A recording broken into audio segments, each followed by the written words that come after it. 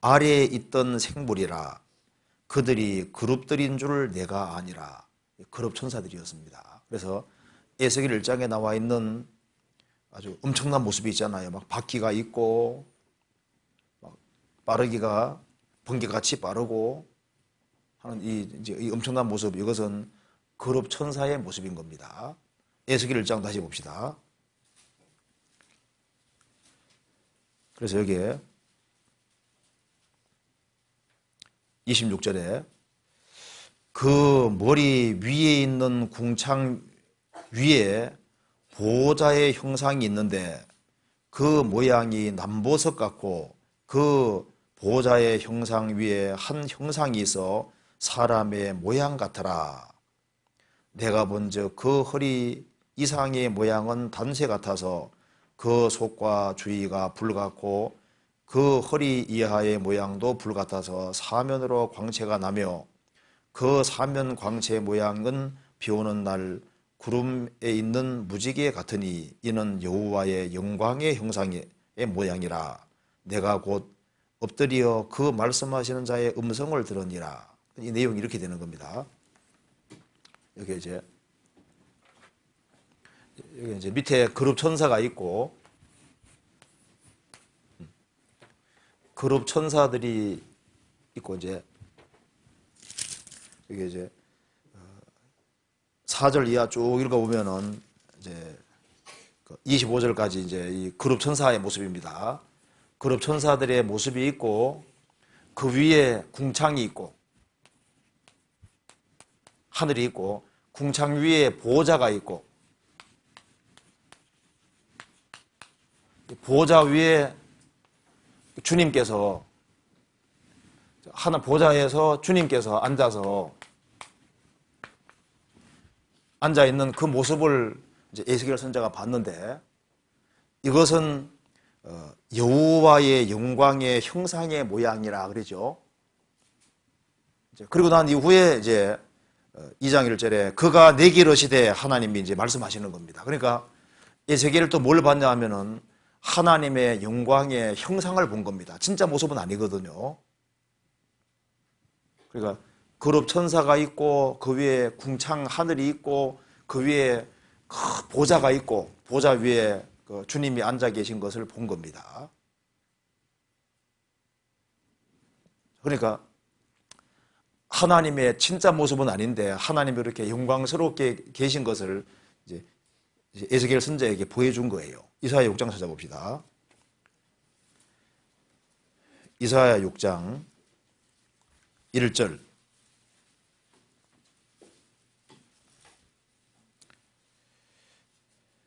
6장 1절입니다.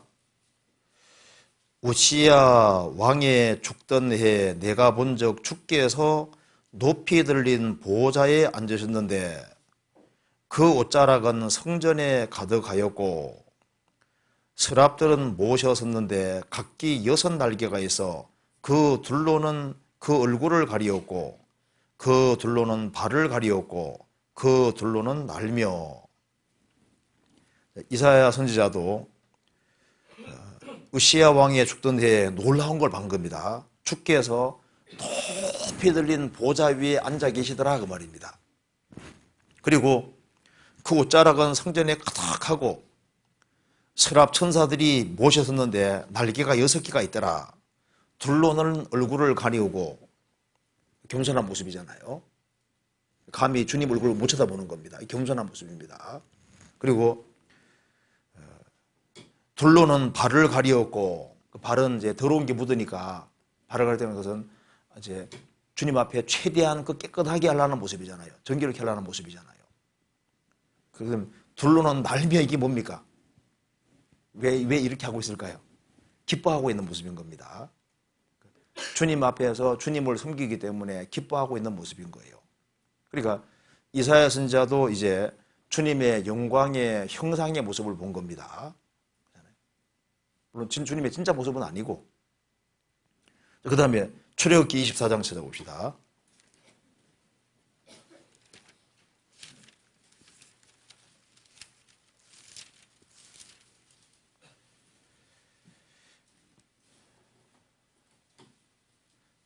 24장 9절입니다.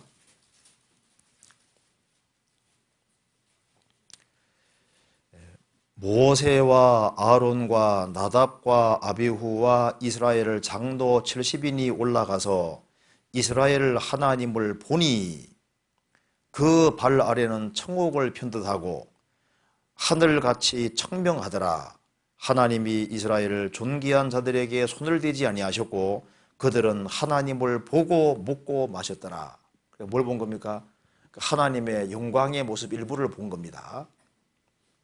그러니까 그러면 왜 이걸 허락하셨냐 하면은 8절 때문입니다. 같이 읽겠습니다. 8절에 모세가 그 피를 취하여 백성에게 뿌려 가로되 이는 여호와께서 이 모든 말씀에 대하여 너희와 세우신 언약의 피니라.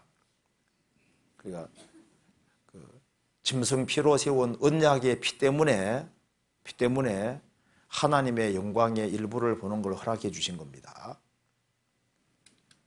그래서 이제 구원을 받아야만 눈에 보이지 않는 하나님을 진짜 조금씩 알 수가 있는 거예요. 성경 에스겔 출애굽기 33장 보시겠습니다. 33장 18절.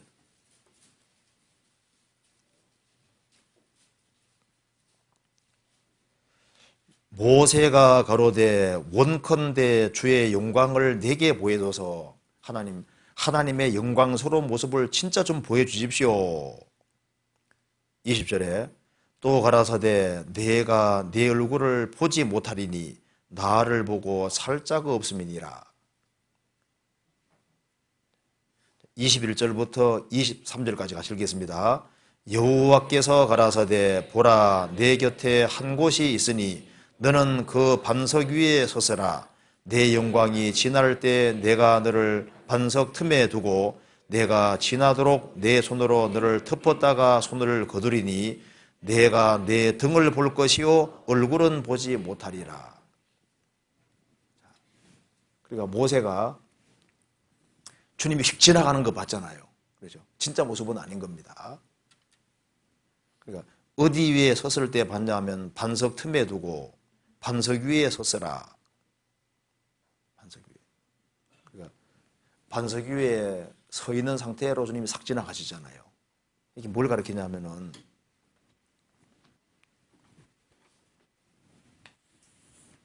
만세 반석이 누굽니까? 예수님이잖아요. 예수님. 마태복음 16장에 말씀하시기를 너는 베드로라 내가 이 반석 위에 내 교회를 세우리니 음부의 권세가 이기지 못하리라. 교회는 주님 피로 구원받은 사람으로 말미암아 교회가 생기잖아요. 그래서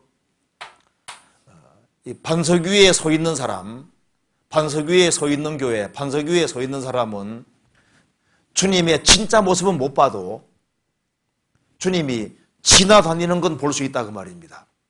주님께서 내가 내 손으로 너를 덮었다가 손을 거두리니 내가 내 등을 볼 것이요 얼굴은 보지 못하리라.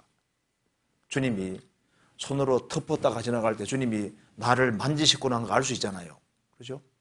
그리고 구원받을 때도 집회 말씀을 쭉 듣는 가운데 준비된 사람 속에 다 복음이 다 깨달아지잖아요. 다 깨달아지는 게 뭡니까? 주님이 쉽게 말해서 손으로 딱 덮는 겁니다. 딱 건드리고 지나가는 거예요. 시편 139편에 내게 안수하셨나이다. 주님이 그 사람을 건드리는 거거든요. 그러니까 주님이 싹 지나가실 때 영혼 속에서 아 나도 됐구나. 나도 구원받았구나. 딱 믿어지잖아요. 그렇죠? 구원받고 난 이후에도 내게 큰 환난과 걱정과 어려움이 있습니다. 풀리지 않는 문제들이 있습니다. 그런데 이제 구원받은 무리 가운데서 같이 말씀 배우고 같이 교제하는 가운데 주님께서 싹 지나가실 때 나를 터치하고 딱 지나갈 때 어떻게 되는 겁니까? 문제가 싹 풀리잖아요. 마음의 치료가 싹 되는 겁니다. 그리고 주님이 휙 지나갔는데 얼굴을 못 보자면 어디 보는 겁니까? 등을 본다는 말은 휙 지나가는 게 보이는 거예요. 그죠? 그러니까 그 사람도 눈 크게 뜨고 보이는 그게 아니라 영적으로 주님 휙 지나다니십니다. 그죠?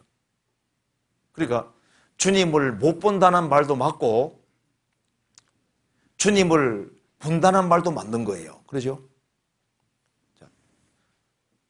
우리가 우리 머리 못 보잖아요. 본다는 말도 맞죠? 거울을 통해서는 볼 수 있잖아요. 그렇죠? 나는 내 얼굴을 못 본다는 말도 맞고 본다는 말도 맞잖아요. 그렇죠? 주님의 진짜 모습은 못 보지만은 주님의 영광의 형상, 그런 모습은 주님께서 가끔씩 보여주신 겁니다. 인간이 이해할 수 있도록 보여주신 거예요. 그렇잖아요. 그리고 주님이 반석 위에 섰으라. 반석 위에 서 있는 사람, 만세 반석 위에 서 있는 사람, 그런 사람은 주님이 교회 가운데 막 다니는 것이 보이거든요. 아, 주님이 지나가셨구나. 다니시고 계시는구나. 안 느끼세요? 수양이 한번 하고 가면요, 천년 구원 안 받을 같은 사람이 구원받아 있는 겁니다. 그 사람에게 주님이 지나가신 거예요. 그렇잖아요. 자, 그런데 여기에 질문한 내용 속에 그 아브라함에게 나타나신 분이잖아요. 성경 찾아봅시다. 창세기 18장 봅시다.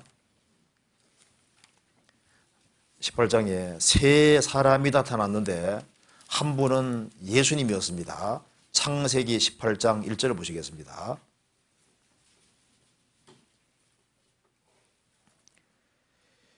여호와께서 마므레 상수리 숲을 근처에서 아브라함에게 나타나시니라. 정오즈음에 오정즈음에 그가 장막문에 앉았다가 눈을 들어본 적 사람 셋이 맞은편에 섰는지라. 그가 그들을 보자 곧 장막문에 달려가서 영접하여 몸을 땅에 굽혀 가로되, 여기서 사람 셋이 나타났습니다. 그렇죠? 나타나는데 두 사람은 천사고 한 분은 예수님이었습니다. 창세기 18장 22절. 그 사람들이 거기에서 떠나 소돔으로 향하여 가고 아브라함은 여호와 앞에 그대로 섰더니, 사람들이 거기에서 떠나 소돔으로 갔죠. 소돔으로 간 사람은 두 사람입니다. 19장 1절. 날이 저물 때 그 두 천사가 소돔에 이르니 마침 롯이 소돔 성문에 앉았다가 그들을 보고 일어나 영접하고 땅에 엎드려 절하여 가로되. 세 사람이 나타났는데 두 사람은 소돔으로 갔습니다. 근데 그 두 사람이 누구라고 밝혔습니까? 천사라고. 사람에게 볼 수 있는 모습을 취했습니다. 주님 허락하시면 그게 가능한 얘기인 거예요. 그런데 이제 그 세 사람 중에 한 사람, 즉 사람 모습을 취해서 나타나신 바로 그분, 아브라함과 얘기했던 그분이 누구냐? 바로 예수님인 겁니다. 그래서 여기에 22절에 18장 22절, 아브라함은 여호와 앞에 그대로 섰더니, 아브라함이 이제 말했습니다. 주님이 소돔을 멸하시려고 하는데 소돔 중에 의인이 있지 않겠습니까? 그러니 의인과 악인을 함께 죽이는 것은 불가하지 않습니까? 세상을 심판하시는 분이 공의를 행할 것이 아니니까. 그러니 소돔 성 중에 의인 50명 있으면 어떻게 하겠습니까? 50명 있으면 용서해 주겠다. 아브라함도 머리 좋으니까 계산을 해보니까 50명 안 될 것 같거든요. 주님, 5명 부족하면요 45명이면 내가 용서해 주겠다. 40명은요 용서해 주겠다. 아무리 계산도 안 될 것 같으니까 30명은요, 20명은요 나중에 이제 마지막으로 주님 한 번만 더 말씀하게 해달라고. 10명 찾으면 어떻게 하겠습니까? 10명 찾으면 용서해 주겠다. 그래서 아브라함은 마음이 안심했습니다. 10명은 적어도 될 거다. 벌써 계산 탁탁탁 해보니까 있잖아요, 10명 될 것 같잖아요. 그런데 10명이 없었습니다. 그래서 33절에 여호와께서 아브라함과 말씀을 마치시고 즉시 가시니 아브라함도 자기 곳으로 돌아갔더라. 그런데 이 아브라함에게 나타나신 분이 누구냐? 예수님이었습니다. 여호와인데 예수님입니다. 여호와가 예수님이니까 찾아봅시다. 요한복음 8장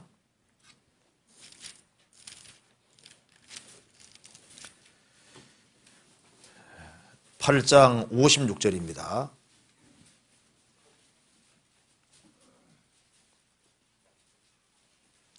그런데 이 모습은 혈과 육을 가진 모습이 아닙니다. 사람의 모양을 취한 것이지 진짜 살과 피를 가지고 태어난 그게 아닙니다. 좀 전능하신 분이니까 어떤 모습도 나타날 수 있잖아요. 그래서 사람 모습을 취해서 나타나신 거예요. 자, 여기에 56절 예수님 말씀하셨습니다. 너희 조상 아브라함은 나의 때에 볼 것을 즐거워하다가 보고 기뻐하였느니라. 이 말 들을 때 유대인들은 깜짝 놀랐습니다. 유대인들이 가로되 내가 아직 50도 못 되었는데 아브라함을 보았느냐. 이게 중요한 사실을 알 수 있습니다. 예수님은 지금 30살 조금 넘었죠. 얼마나 노숙하게 보였으면은 50도 못 되었는데, 그러니까 이제 나이가 훨씬 더 들어 보였다는 얘기죠. 그렇죠. 그러니까 여기에서 사람 중에 나이가 좀 적지만은 나이가 많이 먹은 것처럼 보이는 사람도 있잖아요. 어느 사람 나이를 많이 먹었는데도 철이 없는 사람도 있잖아요. 예수님은 30살 조금 넘었는데 50도 못 되었거늘. 이거 보니까 예수님이 아주 노숙하게 보이셨던 것 같아요. 그죠? 아브라함 보았느냐?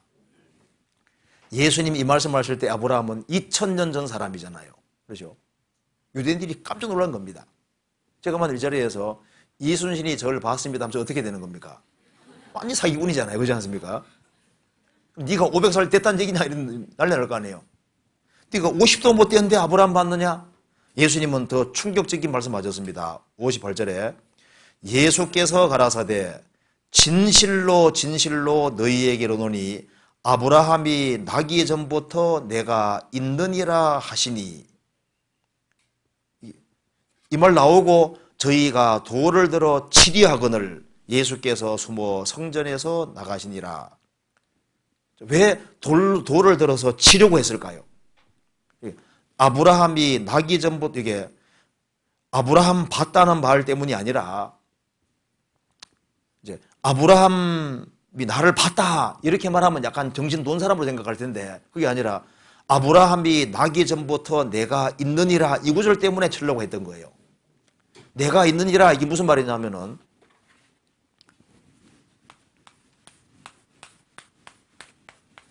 I am who I am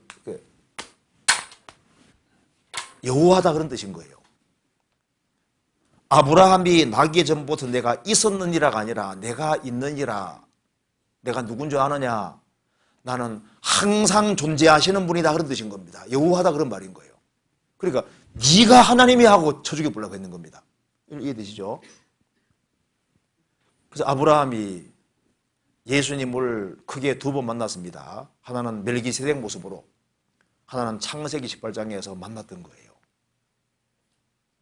그러니까 하나님이 사람 모습을 잠깐 취하신 겁니다. 그리고 이 야곱이 한 사람과 씨름했잖아요.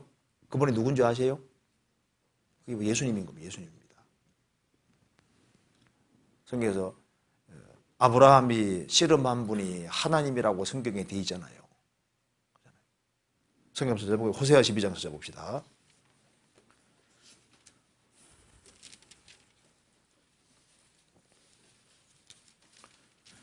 12장 3절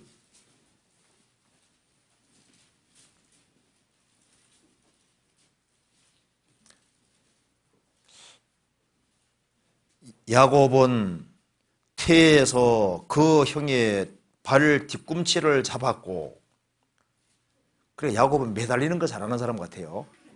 태어나면서부터 매달리고 또 장년에 하나님과 힘을 겨루되 천사와 힘을 겨루어 이기고 울며 그에게 간구하였으며 하나님은 베델에서 저를 만나셨고 거기에서 우리에게 말씀하셨나니 저는 만군의 하나님 여호와시라. 여호와는 그의 기념 칭호니라. 여기서 야곱은 작년에 하나님과 힘을 겨루었다. 그리고 하나님은 베델에서 저를 만나셨고 거기에서 우리에게 말씀하셨다. 그러니까 하나님께서 사람 모습을 취해 오셔서 성경에 주의 천사 보면 앞에 더가 붙어 있으면 예수님 가리키는 거거든요. 이제 성경 읽으면서 이제 주의 천사라고 되어 있을 때 이게 어가 붙어 있으면은 천사 가리키는 것이고 더가 붙어 있으면은 그 예수님을 가리키고 있는 겁니다. 예수님. 그래서 주의 천사 나올 때 영어에 다 구분이 딱 되어 있어요. 예수님 가리키는 겁니다. 그래서 야곱이 하나님과 씨름했다. 하나님이 사람 모습을 취하신 겁니다. 그리고 성경에 마노아 아시죠? 마노아. 삼손의 아버지 마노아에게 나타나신 분이 누굽니까? 예수님이잖아요. 이름이 뭡니까? 내 이름은 기묘니라. 예수님이 나타나신 거예요. 그러니까 하나님께서 사람에게 하나님 원래 보이지 않는 분이니까 역사 속에서 역사하시면서 하나님께서 하나님의 모습의 일부를 여러 가지 방법으로 이렇게 나타내 주시면서 하나님이 어떤 분인지를 알려주고 있는 겁니다. 그러니까 하나님을 못 봤다는 말도 맞고 하나님의 영광 영상 일부를 본다는 말도 맞는 거예요. 우리가 하나님을 못 보지만은 여러 가지 방법으로 하나님 역사하시는 걸 우리가 보잖아요. 그렇지 않습니까? 믿음의 눈으로도 보는 겁니다. 그렇잖아요. 그렇게 이해하면 되겠습니다. 그리고 이제 그 다음에 이제 로마서 15장 20절 질문입니다. 또 내가 그리스도의 이름을 부르는 곳에는 복음을 전하지 않기로 힘썼노니 이는 남의 터 위에 건축하지 아니하려 함이라. 이 말씀이 이해가 되지 않습니다. 예수님의 이름을 부르는 사람들에게는 전도하지 않아야 된다는 말씀은 아닌 것 같은데요. 설명을 부탁드립니다. 찾아봅시다. 로마서 15장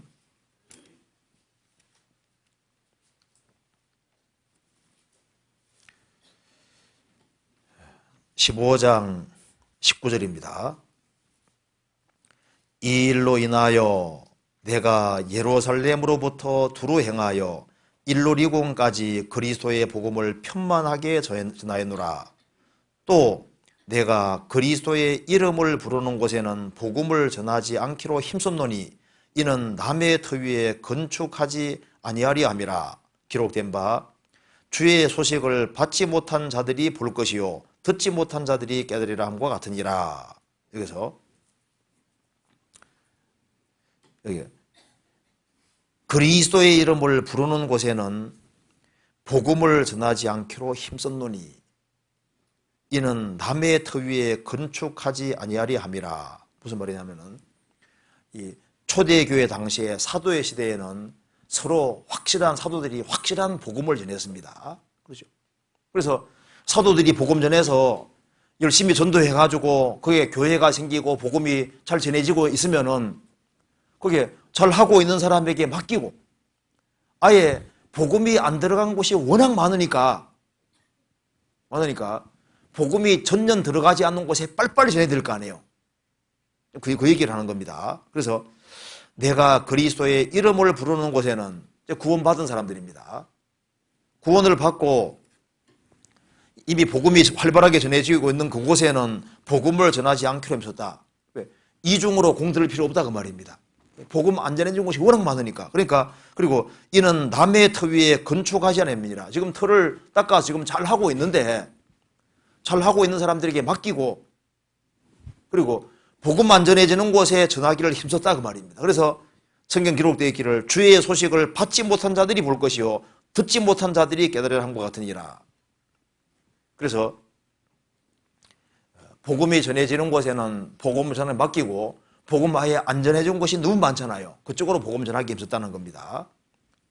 그런데 이것은 이제 주로 그렇게 했다 그런 뜻입니다. 주로.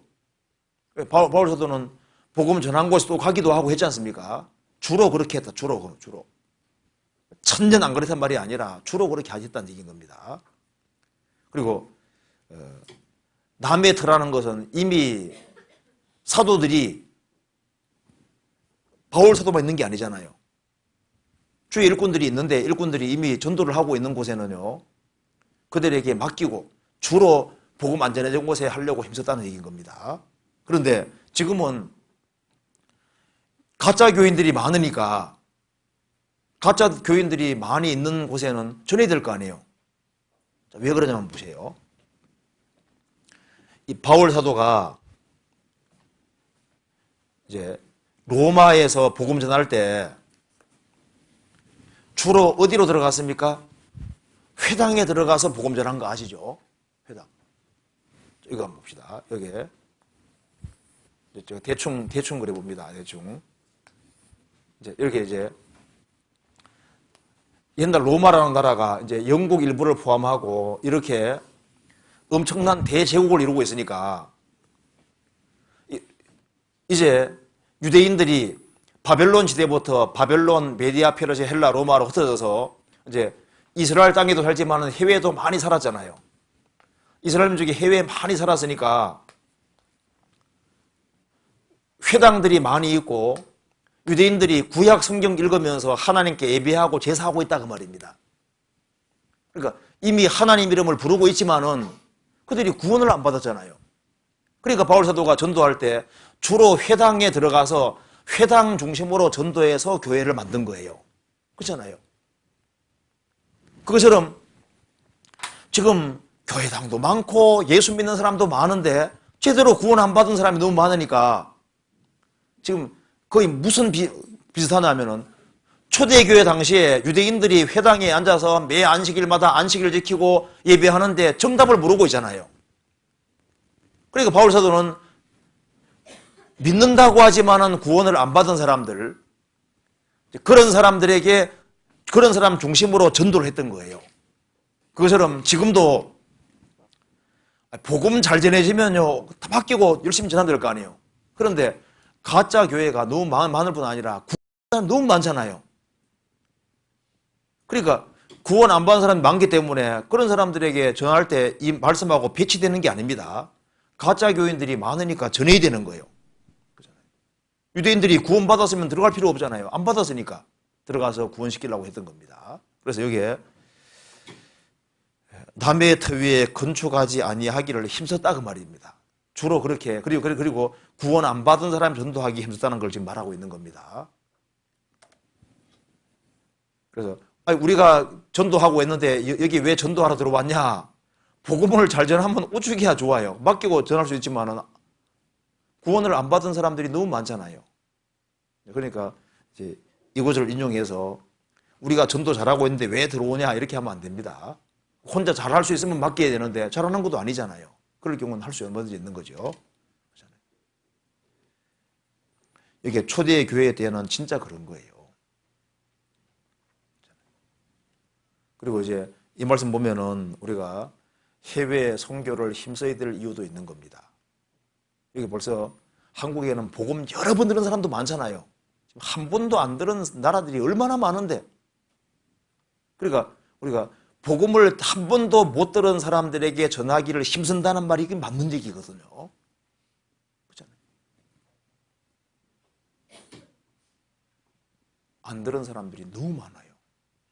우리가 여기 한국에서도 가끔 사도 가면서 가끔 물어보면요.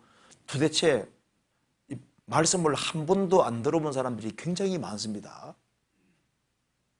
우리나라 1000만 인구가 기독교인이라 하지만은 그러니까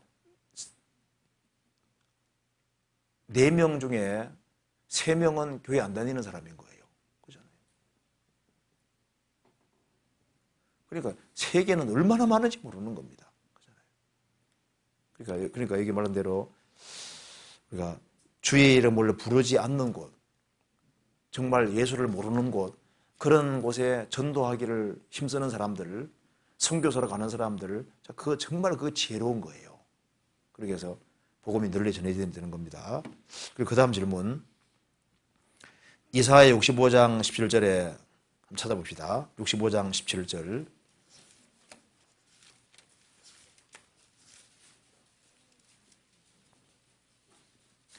65장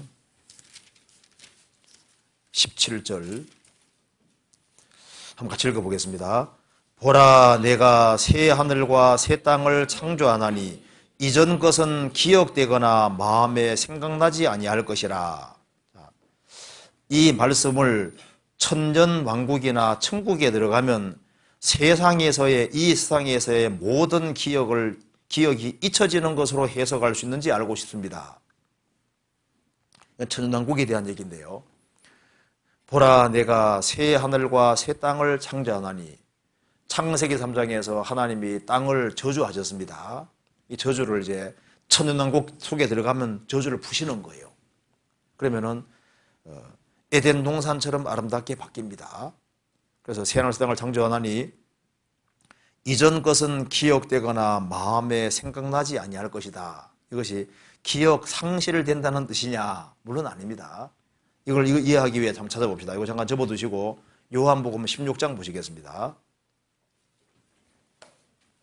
16장 21절.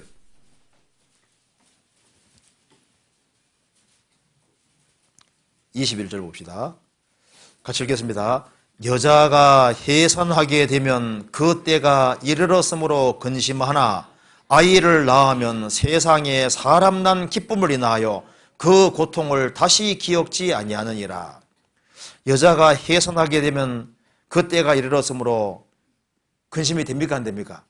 되잖아요. 어찌 얘기를 다 알고 근심이 되잖아요. 아이를 낳으면 세상에 사람 난 기쁨을 인하여 그 고통을 다시 기억지 아니하느니라. 이 말은 기억 상실입니까? 기억은 되는 겁니까? 기억은 되는데 고통을 다시 기억지 않는다는 말은 무슨 뜻입니까? 너무 좋은 것이 왔기 때문에 고통이 고통으로 안 여겨진다 그 말이잖아요. 그러니까 이제 또 좀 시간 지나면 또 잊어먹고 또 애기 또 낳잖아요. 어찌 놓을꼬. 애기 놓고 나면 또 애기 키우면서도 싹 잊어버리잖아요. 이렇게 하나님 만들어 두신 거예요. 그게 이제 고통을 기억지 아니하니라 그 말은 너무 좋은 것이 왔기 때문에 고통이 고통으로 안 여겨진다 그런 뜻인 겁니다. 노아를 한번 잘 생각해 보세요. 노아는 1년 홍수를 치루었습니다. 1년 동안 방주 안에 있으면서 얼마나 고생했겠어요. 방주 안에서 그 높은 파도가 산처럼 치는 그곳에 있으면서 1년 동안 물속에 떠 있었으니까 고통이 이만저만이 아닙니다. 그 다음에 새로운 땅을 밟았을 때 새로운 땅에 살았잖아요. 살면서 그때 그 지긋지긋한 것이 있지만은 그 이제 새로운 땅을 밟고 살아가는 것도 잊혀지잖아요. 7년 혼란 통과하고 천년왕국 속에 들어가는 사람들은 7년 혼란이라는 좀 무시무시한 혼란을 통과했는데 주님께서 천년왕국 이루실 때 동물들은 전부 다 푸른 풀을 먹잖아요. 뱀도 독이 없어지고 사람도 아주 오래 살고 하면서 환경이 완전히 바뀐 데 살아가니까 너무 좋은 것이 왔기 때문에 그 이전 것이 고통으로 기억되지 않는다 그 말입니다. 그건 기억 상실을 말하는 게 아니거든요. 천년왕국도 역사입니다. 그러니까 이사야 65장에 이전 것은 기억되거나 마음에 생각나지 아니할 것이라 그 말은 너무 좋은 것이 왔기 때문에 그 전에 어떤 고통이라든가 슬픔이라든가 그런 것이 전혀 문제가 안 된다 그런 뜻인 겁니다. 그런데 영원한 천국에 들어가게 되면 어떻게 될 거냐? 영원한 천국에 들어가면은 우리가 죄 지은 기억이라든가 마음에 받은 상처라든가 뭐 옛날 그 안 좋은 기억들이 있을 거 아니에요. 그런 것들을 계속 가지고 갈 것이냐? 그건 아닐 거라고 생각이 들거든요. 왜냐하면 우리가 주님 모시는 그날 부활의 몸을 입고 신령몸으로 완전히 싹 바뀌는데 10월에서 11장을 보면은 잘 산 것만 나와 있거든요. 10월이 11장이 믿음장인데 보시면은 잘한 것만 다 써놓고 잘못한 것은 한마디도 안 써 있습니다. 읽어보세요. 맞죠? 그러니까 이 그리스도의 신반대를 통과할 때 주님이 이 바르지 않은 것은 싹 없애버리는, 불태워버리고 없애버리는, 그래서 그 주 안에서 바르게 행한 것들을, 잘한 것들을, 그런 것만 딱 남기고 불순종한 기억이라든가 안 좋은 것들은 싹 없어지는 것 같아요. 다 불태워 없애버리는 것 같습니다. 그러니까 히브리 11장에 바르게 행하고 잘한 것은 탁 없어질 겁니다. 없애는 겁니다. 그러니까 잘한 것만 기록된 걸 봐서는 그럴 가능성이 많아요. 그리고 너무나도 엄청난 세계 속에 들어가기 때문에 주님께서 그 천국은 진선미가 가득한 세계고 악이라는 것 자체가 전혀 없잖아요. 악 자체가 없는 세계거든요. 그리고 부정한 생각이라든가 이런 것 자체가 없는 세계니까 아주 차원 다른 몸으로 싹 바꾸실 때 이 세상의 모든 것에 옳지 않은 것은 주님이 싹 없애지는 것이 아마 맞을 겁니다. 근데 천년왕국은 여기 이사야 65장은 분명히 아닙니다. 65장은 혼란을 통과한 사람이 들어가기 때문에요. 기억 상실이라든가 그게 아닙니다. 노아 홍수는 1년 혼란입니다. 앞으로는 7년 혼란이잖아요. 1년 홍수 통과하고 새로운 땅에서 노아가 짓기 시작했는데 7년 혼란 통과하고 천년왕국 속에 들어간 사람들이 그 전에 기억력 자체가 없어지는 건 분명히 아닐 거예요. 육체 가지고 살아가기 때문에. 단 크리스찬들은 부활의 몸을 입고 사라지기 때문에 심판대 통과하고 나면 주님이 그런 것이 없어지는 것이 맞을 겁니다. 그래야만 천국이 천국다운 것이고, 성경에서 천국은 정말 거룩한 세계고 악이라고 하는 건 전혀 없는 세계인데 악의 기억이라든 옳지 않은 건 분명히 없애는 게 맞을 거거든요. 그런 것이 맞으리라고 생각됩니다. 이건 넘어가도 되겠죠? 네. 그 다음 질문 봅시다. 그 다음에 이제 사사기 11장에는 입다가 딸을 제물로 바치는 말씀이 있습니다. 이 제물은 전쟁 때 피를 많이 흘렸으므로 속죄의 의미로 드리는 것인지 아니면 전쟁에서 승리하게 하실 걸 믿고 감사의 의미로 드리는 것인지 알고 싶습니다. 그리고 사람은 다 죄인인데 부정한 사람을 제물로 바쳐도 되는지요? 그리고 딸을 제물로 바칠 때 짐승처럼 죽여서 바친 것인지 아니면 평생 시집 보내지 않고 그 삶을 하나님께 드리게 한 것인지 궁금합니다. 좀 궁금하죠, 이거? 찾아봅시다. 사사기 11장 찾아봅시다. 근데 이런 소원은 가능하면 하지 말아야 됩니다. 사사기 11장 봅시다. 11장에 입다가 30절 봅시다. 11장 30절에 그가 여호와께 서원하여 가로되 주께서 과연 암몬 자손을 내 손에 붙이시면 내가 암몬 자손에게서 평안히 돌아올 때 누구든지 내 집 문에서 나와서 나를 영접하는 그는 여호와께 돌릴 것이니 내가 그를 번제로 드리겠나이다 하고 써왔습니다. 이겼죠? 34절 입다가 미스바에 돌아와 자기 집에 이를 때 그 딸이 소고를 잡고 춤추며 나와 영접하니 이는 그의 무남 동료라. 입다가 이를 보고 자기 옷을 찢으며 그러되 슬프다 내 딸이여 너는 나로 참담케 하는 자요 너는 나를 괴롭게 하는 자 중에 하나로다. 내가 여호와를 향하여 입을 열었으니 능히 돌이키지 못하리라. 그 딸도 그대로 하라고 했습니다. 그래서 딸을 실제로 번제로 드린 겁니다. 어떤 사람은 이제 번제로 안 드렸다고 하는데 아닙니다. 번제로 드린 것이 맞아요. 죽인 것이 맞아요. 자, 그럼 여기서 이제 입다가 왜 이렇게 서원을 이렇게까지 하게 됐을까? 입다는 11장 1절에 봅시다. 길르아 사람인 큰 용사입다는 기생 길르앗의 기생이 길르앗에게 낳은 아들이었고 길르앗의 아내도 아들들을 낳았더라. 아내의 아들들이 자라매 입다를 쫓아내버리죠. 입다는 지금 아주 천한 신세가 돼서 잡류들하고 같이 살았던 거예요. 그런데 이제 이스라엘을 구원하는 책임이 자기에게 맡겨져 있는 겁니다. 그리고 입다가 생각할 때 여기에 자기 대적 암몬은 너무나도 아주 엄청난 세력인 거예요. 도무지 이게 하나님이 안 도와주면 다 죽을 판이거든요. 그러니까 입다가 이렇게까지 내가 전쟁에 이기고 돌아오면은 우리 집에서 누가 나오든 간에 제일 나를 먼저 영접하는 사람은 내가 죽여서 번제로 드리겠습니다. 왜 이 말을 했냐 하면은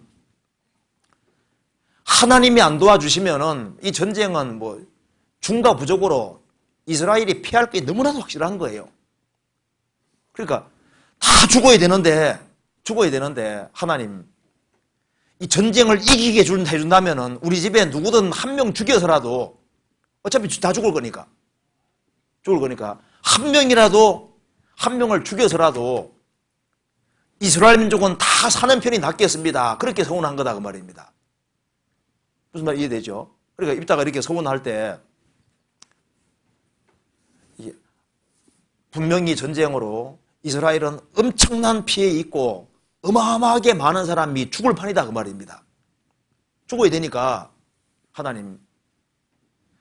하나님이 도와줘야만 이 전쟁은 이기는데 어차피 많은 사상자가 나는데 적의 손에서 엄청나게 많은 이스라엘 사람들이 죽을 텐데 많은 사람이 죽게 되는데 그럴 바에는 우리 집에 한 사람이 죽어버리고 그렇게 해서라도 이스라엘이 승리하게 되는 게 안 좋겠습니까? 내가 우리 집에 한 사람을 희생해서라도 이스라엘은 살려주십시오 그 말이거든요. 그래서 전쟁을 치르고 이겼다 그 말입니다. 그러니까 이렇게 한 이유는 이스라엘의 많은 사람의 생명하고 우리 집에 한 사람 있을 때 우리 집에 한 사람이 어차피 많이 죽어야 되니까 죽을 바에는 우리 집 한 사람이 죽는 편이 낫지 않습니까? 그렇게 해서라도 이스라엘을 살려주세요. 그러니까 이스라엘을 사랑하는 사람인 거예요. 그런데 전쟁이 이기고 와보니까 무남동녀인 거예요. 자기가 가장 사랑하는. 그래도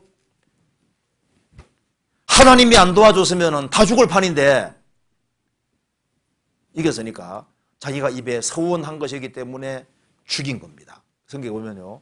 입다가 믿음의 사람이거든요. 하나님께서 입다가 자식을 죽인 것을 칭찬한 것이 아니고 입다는 진짜 이스라엘 사랑하고 믿음 있는 사람인 거예요. 계백 장군이 신라와 전쟁으로 갈 때 자기 아내와 자식을 죽이고 갔잖아요. 왜? 자기가 후퇴할까 봐. 뒤를 완전히 없애버린 겁니다. 없애버리고 이건 절대 못 이기는 전쟁이다 그 말입니다. 그래서 우리가 죽기 각오하고 싸워야 되는데 못 이길 전쟁이니까 죽여놓고 그 다음에 아주 여기서 전쟁에서 아주 죽을 각오로 간 거예요. 여기 이제 입다도 절대 못 이깁니다. 그러니까 다 죽어야 되기 때문에 어차피 다 죽어야 된다면은 적의 손에서 많이 죽어야 된다면은 내 손으로 한 명을 죽이더라도 우리 집안 한 명 죽이더라도 다 살려주시오 그 말이거든요. 그러니까 입다가 이런 서원한 것은 잘한 것은 아닙니다. 성경에 잘했다고 기록해 놓은 게 아니거든요. 그런데 입다가 얼마나 엄청난 비장한 각오를 가지고 했는지를 보여주는 거예요. 그렇죠? 그리고 이 입다의 딸도 믿음이 있는 여자잖아요. 아버지가 서원했고 전쟁에 승리했으니까 많은 사람이 죽어야 되는데 이스라엘이 대승리를 했으니 많은 사람 죽는 것보다는 내가 하나 죽는 게 낫지 않냐고 그 딸도 그렇게 그걸 그들이 받아들였잖아요. 그래서 입다가 진짜 죽인 거예요. 그러니까 이게 배경 자체가 있기 때문에 야, 이따가 이렇게 할 수 있나 이렇게만 생각하면 되는 게 아니라 한쪽 면에서는요 아주 엄청난 믿음도 있고 한쪽에는 이게 전쟁 상황이기 때문에 또 상황이 약간 다릅니다. 이 정도로 좀 이해하면 되겠습니다. 그래서 서원을 함부로 하는 건 아닙니다. 이런 서원을 안 하고도 아주 비장한 각오로 해도 이길 수도 있잖아요. 근데 자기가 입에 서원한 거기 때문에 지킨 거예요. 일단은 끝까지 믿음을 지키고 살다가 죽은 겁니다. 그러니까 성경에서 믿음의 사람으로 나오잖아요, 입다가. 그러니까 쉽게 말하면 아주 계백장군 이상으로 있지 않습니까? 이 보통 비장한 각오로 간 것이 아닌 거예요. 자, 그리고 그 다음에 질문 봅시다. 요한복음 8장 31절에 그러므로 예수께서 자기를 믿은 유대인들에게 이르시되 너희가 내 말에 거하면 참 내 제자가 되고, 예수님을 믿은 사람들과 대화하시는 내용인데 31절 이후의 내용을 보면 예수님을 대적하는 유대인들과 대화하는 것 같습니다. 8장 마지막 절에는 저희가 돌을 치려 하거늘 예수께서 숨어 성전에 나가시니라는 말씀도 있습니다. 혹시 성경 번역 과정에서 31절 말씀이 잘못 번역된 것이 아닌지 궁금합니다. 그럴 리는 없죠. 성경 찾아봅시다. 요한복음 8장 보시겠습니다.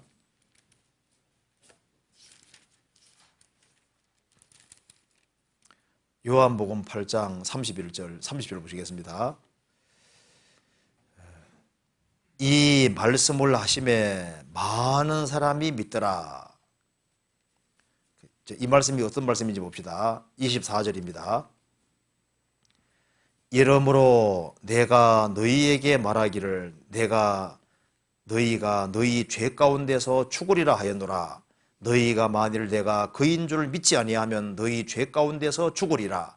저희가 말하되 내가 누구냐? 예수께서 가라사대 나는 처음부터 너희에게 말하여온 자니라. 3절 이 말씀을 하심에 많은 사람이 믿더라. 예수님 말씀하기를 나는 위에서 났고 너희들은 아래에서 났다. 너희들은 너희 죄 가운데 죽는데 내가 바로 그분이라는 거 안 믿으면은 너희 죄 가운데 죽을 것이다. 내가 누구냐? 나는 처음부터 너희에게 말하여온 자니라. 이런 말씀하니까 많은 사람이 믿더라 그랬습니다. 그런데 믿었는데 아직 구원받은 건 아닙니다. 31절 그러므로 예수께서 자기를 믿은 유대인들에게 이르시되, 예수님 믿었죠? 믿었는데 구원은 아직 아닌 거예요. 너희가 내 말에 거하면 참 내 제자가 되고, 아직은 참 제자가 되어 있습니까? 안 되어 있습니까?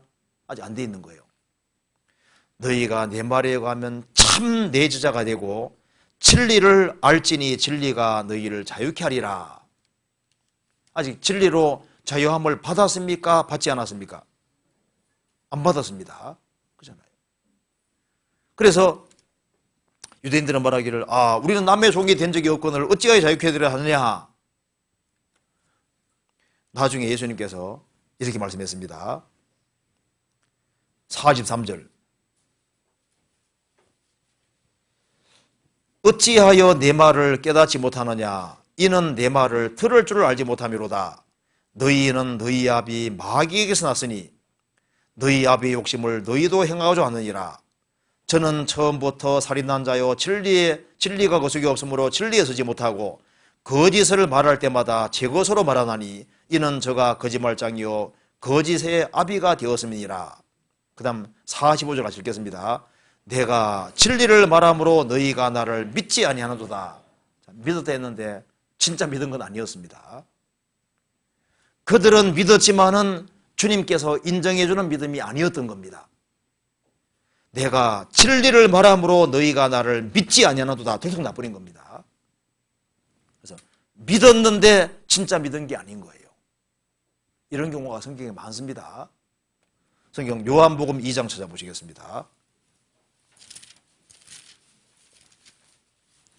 2장 23절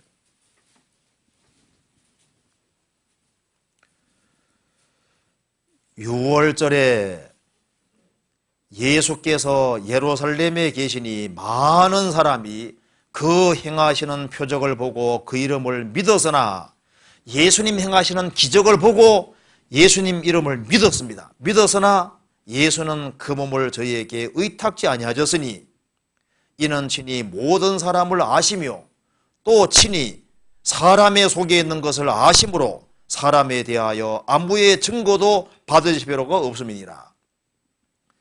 예수님이 6월절에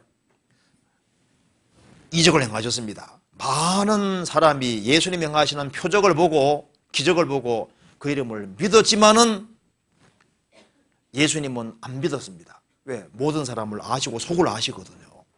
아시기 때문에 사람에 대하여 안부의 증거도 받으실 필요가 없다. 이 사람은 이런 사람입니다. 저 사람은 저런 사람입니다 하고 제3자의 소개받을 필요가 없다 그 말입니다. 왜? 그분은 속을 다 아시기 때문에. 그래서 이들은 믿었지만은 예수님은 안 믿었습니다. 왜? 그들의 속이 진짜 믿는 사람들이 아니기 때문에 안 믿은 거예요. 그래서 자기는 믿는다고 하는데 가짜 믿음이 많이 있습니다. 성경 찾아봅시다. 누가복음 8장 보세요.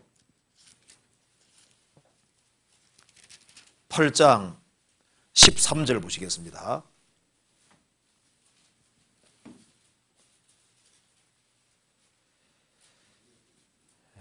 바위 위에 있다는 것은 말씀을 들을 때 기쁨으로 받으나 뿌리가 없어 그 다음 읽겠습니다. 잠깐 믿다가 시험을 받을 때에는 배반하는 자요. 씨 뿌리는 비유를 말씀하시면서 얇은 흙이 얇은 돌밭 밑에는 바위가 있었던 거예요. 탁 씨를 받으니까 싹이 탁 나왔습니다. 즉시 기뻐했거든요. 기뻐했는데 속에는 밑에는 바위가 있는 거예요. 바위 위에 있다는 것은 말씀을 들을 때 기쁨으로 받으나 뿌리가 없어 잠깐 믿다가 그 잠깐이 5년도 될 수 있습니다. 10년도 될 수 있습니다. 어림없을 때는요 믿는 것처럼 보이거든요. 그런데 시험을 받을 때는 배반하는 자요. 어릴 때부터 믿고 신앙생활을 쭉 가는 것처럼 보였는데 어림없었거든요. 그런데 이제 대학 들어가면서 본색이 드러나서 싹 드러나서 믿음을 완전히 배반하고 이제 가짜였다는 게 들통나는 경우도 있잖아요. 그 잠깐 믿다가 그 잠깐이 긴 기간이 될 수 있는 거예요. 진짜 믿음이 아닌 겁니다. 성경 이런 예가 많이 있습니다. 한번 더 볼까요? 사도행전 8장 보시겠습니다.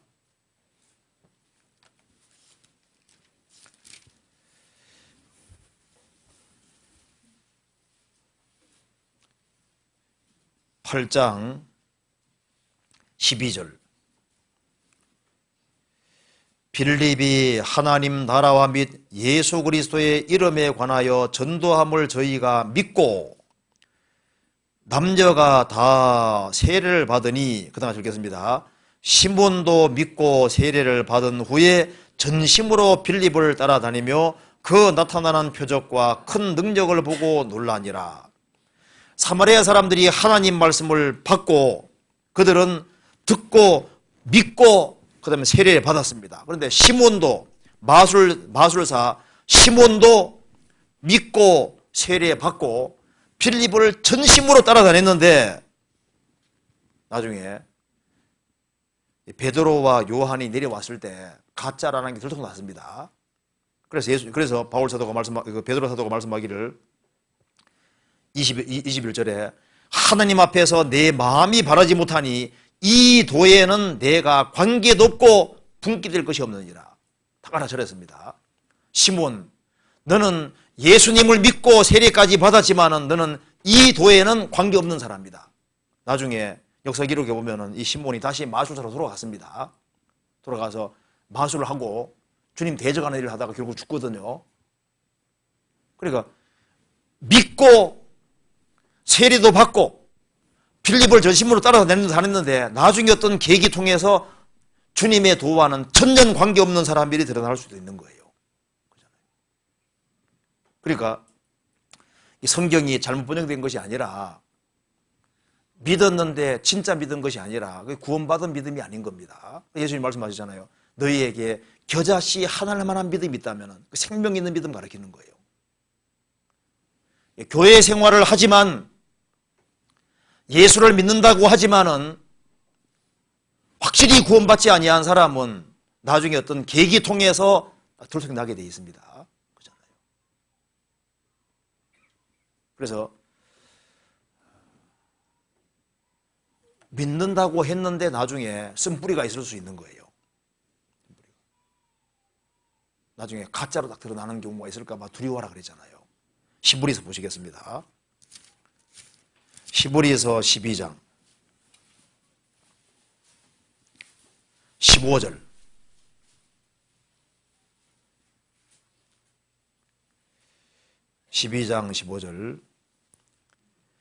너희는 돌아보아 하나님의 은혜에 이르지 못하는 자가 있는가 두려워하고 또 쓴뿌리가 나서 괴롭게 하고 많은 사람이 이로 말미암아 더러움을 볼까 두려워하고 너희는 돌아보아 하나님 은혜에 이르지 못하는 자가 있는가 두려워하고 하나님 은혜 가까이까지 왔는데 조금만 더 관심 기울이면 정말 은혜를 깨닫고 구원받는데 은혜 가까이까지 왔다가 그만 은혜를 못 깨닫는 거예요.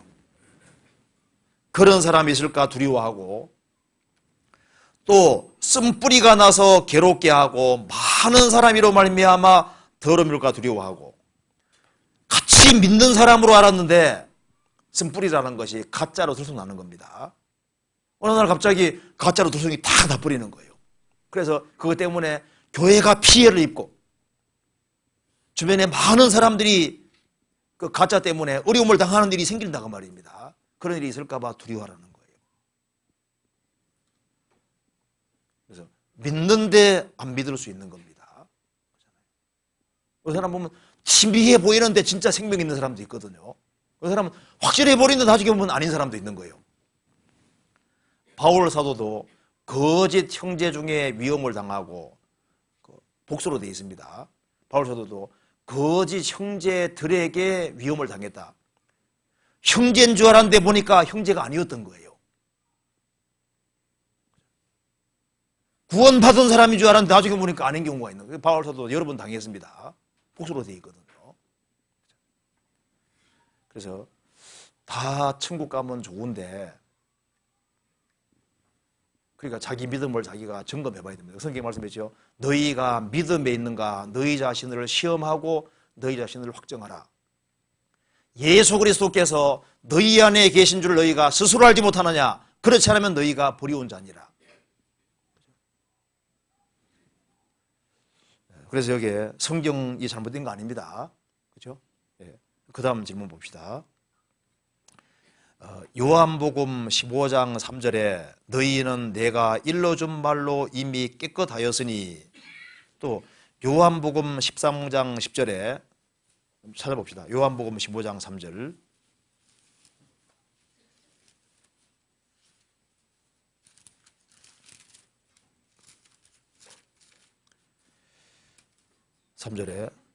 너희는 내가 일러준 말로 이미 깨끗하였으니 그 다음에 요한복음 13장 보시겠습니다. 13장 10절 예수께서 가라사대 이미 목욕한 자는 발밖에 씻을 필요가 없느니라 온몸이 깨끗하니라 너희가 깨끗하나 다는 아니라 하시니 이는 자기를 팔 자가 누구인지 아심이라 그러므로 다는 깨끗지 아니하다 하시니라. 위 두 말씀은 구원받은 사람에게 해당되는 말씀인데요.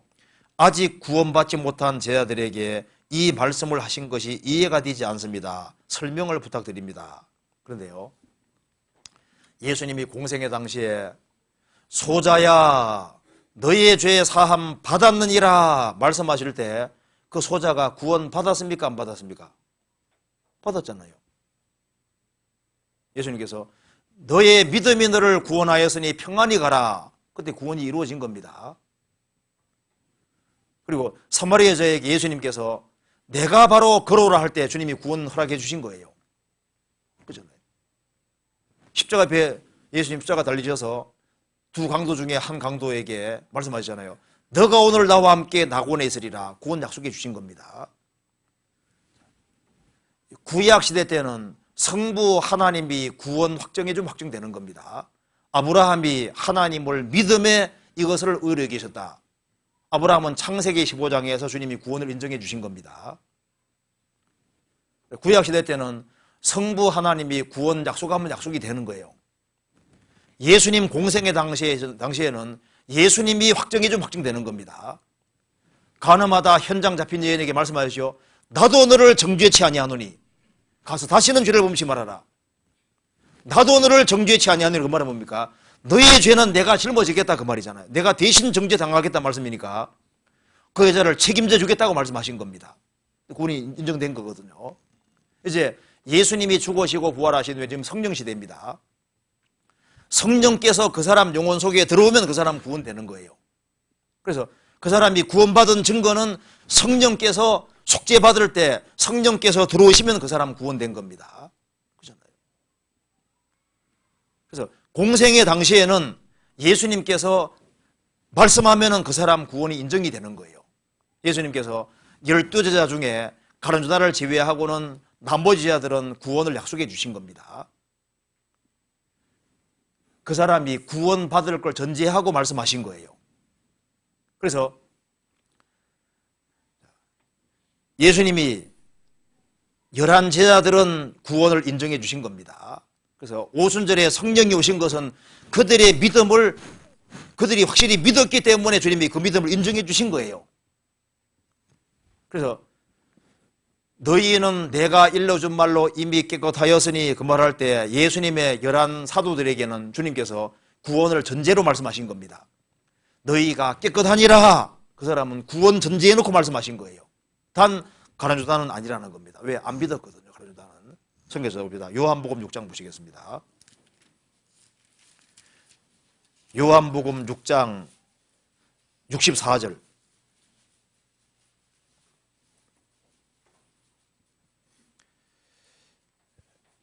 그러나 너희 중에 믿지 아니하는 자들이 있느니라 하시니 이는 예수께서 믿지 아니하는 자들이 누구며 자기를 팔 자가 누구인지 처음부터 아심이로라. 예수님께서 요한복음 6장에서 이제 5,000명 떡을 먹여주셨잖아요. 그렇잖아요. 많은 사람 떡을 받아 먹었습니다. 그런데 예수님이 행하는 기적과 능력 보면서도 안 믿는 사람들이 많이 있는 거예요. 그 중에 하나가 가룟 유다입니다. 그래서 예수님 말씀하시기를 그러나 너희 중에 믿지 아니하는 자들이 있느니라. 그리고 이는 예수께서 믿지 아니하는 자들이 누구며 자기를 팔 자가 누구인지 처음부터 아심이로라. 우리 가룟 유다는요 예수님을 안 믿었어요.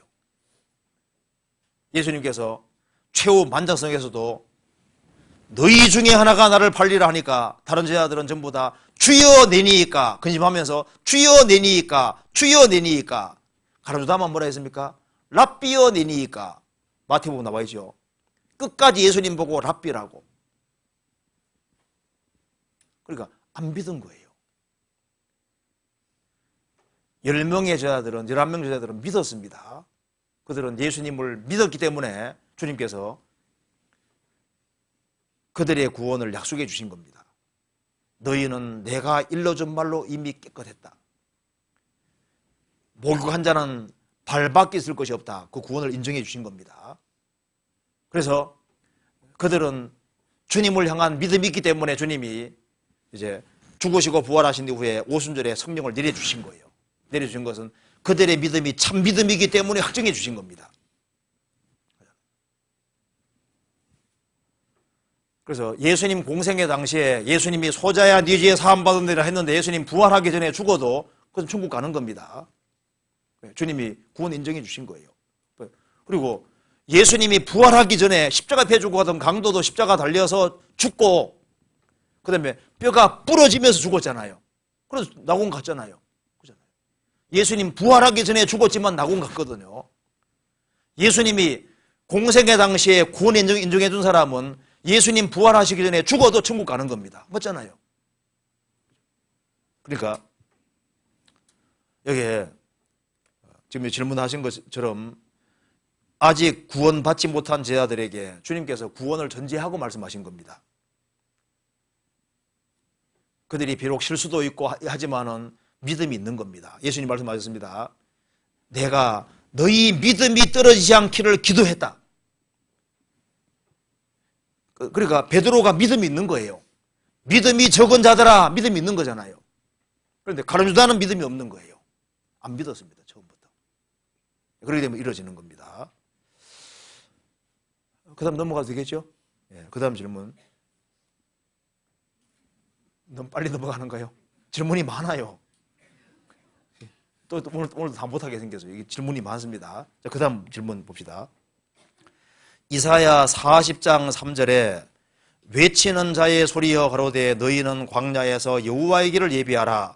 사막에서 우리 하나님의 대로를 평탄케 하라.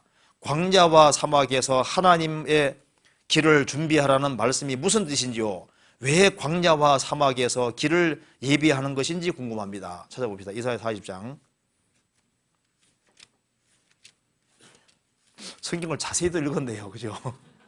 이사야 40장에서 해봅시다. 3절. 자, 외치는 자의 소리여 가로되 너희는 광야에서 여호와의 길을 예비하라.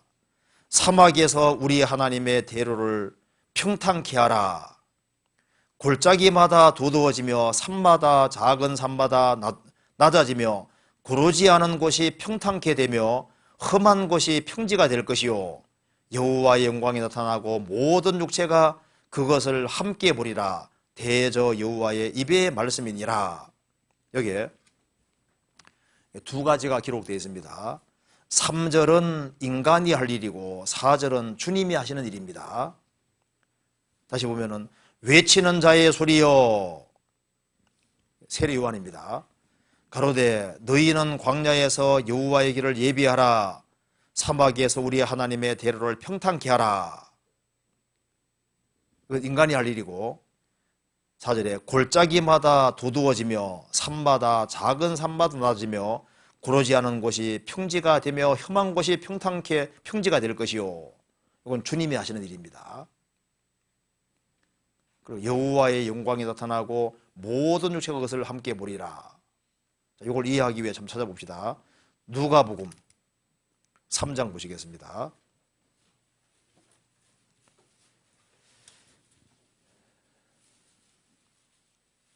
3장 2절입니다.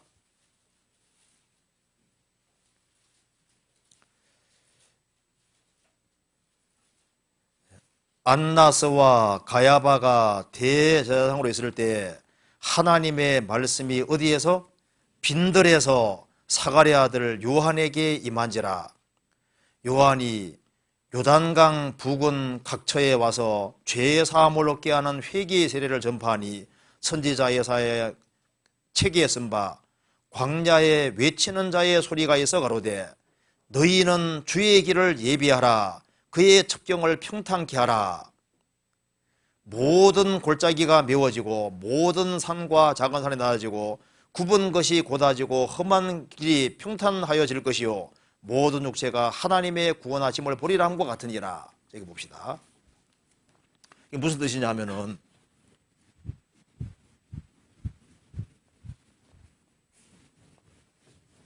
여기 이제 인생이 있습니다. 여기 사람이 있어요. 여기 하나님이 계십니다. 그 인간이 하나님께 나와야 되는데 이 하나님과 사람 사이에는 엄청난 산들이 겹겹이 쌓여 있는 겁니다. 그래서 인간이 이 산을 넘어서 하나님 앞에 올 수가 없어요. 올 수가 없으니까 5절에 모든 골짜기가 메워지고 모든 산과 작은 산이 낮아지고 굽은 것이 곧아지고 험한 길이 평탄하여질 것이요. 무슨 말이냐면 하나님과 인간 사이에 태산보다 높은 산들이 많이 놓여 있는데 십자가가 뭔지 아시죠? 십자가는 요겁니다. 십자가는 평지로 쫙 만들어서 누구든지 하나님께 나올 수 있게 만드는 게 십자가인 겁니다. 그러니까 여기 5절이 바로 예수님이 십자가에 죽으시고 부활하심으로 인간이 하나님께 누구든지 올 수 있도록, 달려올 수 있도록 평지를 쫙 만들어준 걸 말하는 거예요.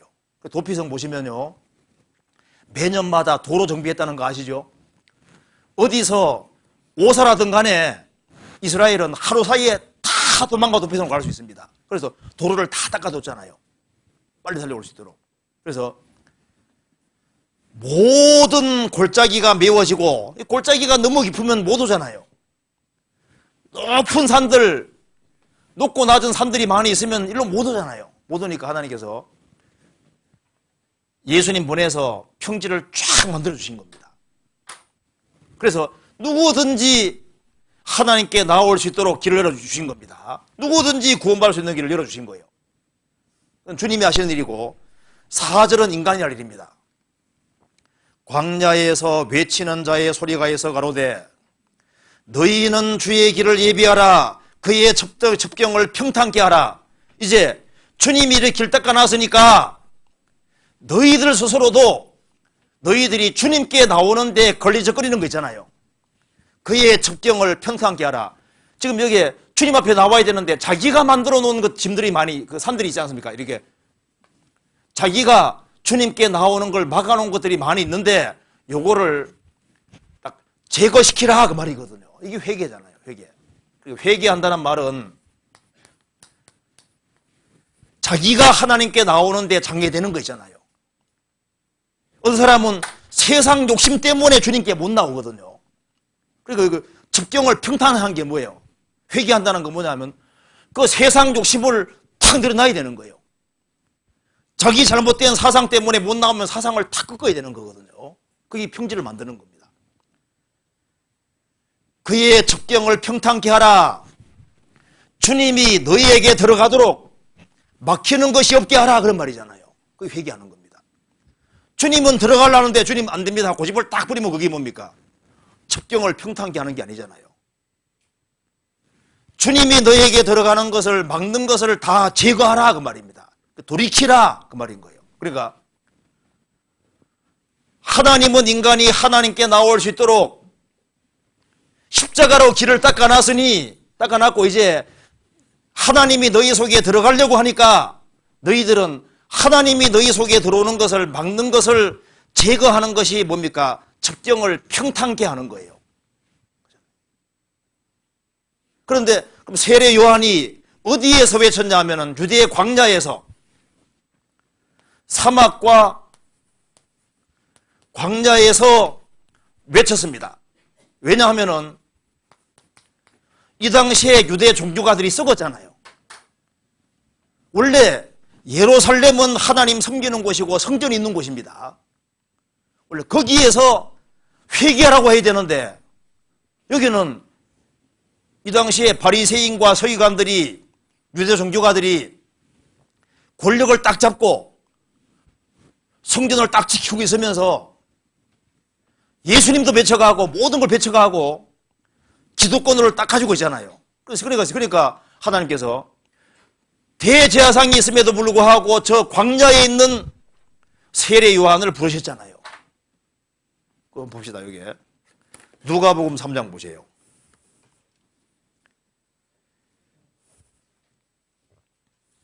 3장 2절에 안나스와 가야바가 대제사장으로 있을 때에 하나님 말씀이 누구에게 임해야 됩니까? 누구에게 임해야 돼요? 하나님을 가장 가까이 섬기는 사람이 대제사장이니까 안나스와 가야바가 대제사장이니까 안나스와 가야바에게 하나님 말씀이 임해야 되는데 안나스와 가야바는 어디 있습니까? 예루살렘 성전이죠. 성전에. 예루살렘 성전에서 하나님 섬기고 제사하고 예비하고 있는데 안나스와 가야바가 가짜잖아요. 그러니까 주님이 거기서 일할 수가 없는 거예요. 세례 요한은 이것이 거짓된 것이기 때문에 빈들에서 있었던 겁니다. 석청이를 먹으면서, 메뚜기 먹으면서 약티트를 입고 있고, 그는 정말 하나님을 바르게 섬겼잖아요. 그래서 광야에 있는, 사막과 빈들에 있는 그 사람에게 하나님 말씀이 임한 거예요. 그래서 하나님의 말씀이 빈들에서 사가랴 아들 요한에게 임한지라. 지금도 마찬가지입니다. 지금도 배부른 곳에서 주님 역사 나타나는 것이 아니라 정말 순수하게 하나님을 섬기는 사람들, 광야같지만은, 빈들같지만은 정말 하나님을 사랑하는 사람들, 그런 사람들 속에 주님이 말씀을 나타내시고 일하시는 거예요. 그래서 여기 광야란 말이 바로 그래서 나오는 겁니다. 마태복음 3장 보시겠습니다.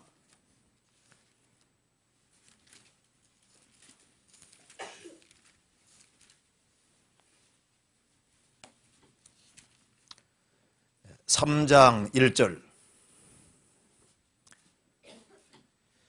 그때 세례 요한이 이르러 유대 광야에서 전파하여 가로되 회개하라 천국이 가까웠느니라.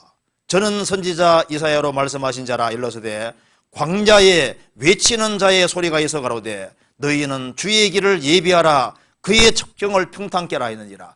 주님이 너희에게 쉽게 들어갈 수 있도록 주님이 가는데 걸리적거리는 것을 제거하라 그 말이잖아요.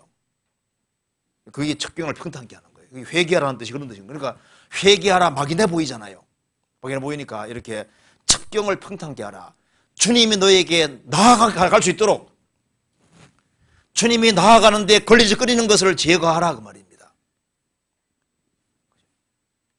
그래서 여기 광야란 말이 거기서 나오는 겁니다. 이거 광야 왜 나오는지 이해되시죠? 네, 그런 뜻입니다. 그 다음에 그래서 이 세례 요한이 있는 곳이 있고, 그래서 그곳에 가는 그 사람들이 정말 회개했던 거예요. 그렇지 않습니까? 그리고 그 다음 질문, 네 가지를 여쭙고 싶은 것이 있습니다. 하나님께서 모세에게 나타나실 때 뜰기나무 불꽃 가운데 나타나신 이유가 궁금합니다. 또 너의 선 곳은 거룩한 땅이라고 하셨는데요, 그곳에 하나님이 나타나셨기 때문인지요? 성경에서 봅시다. 출애굽기 3장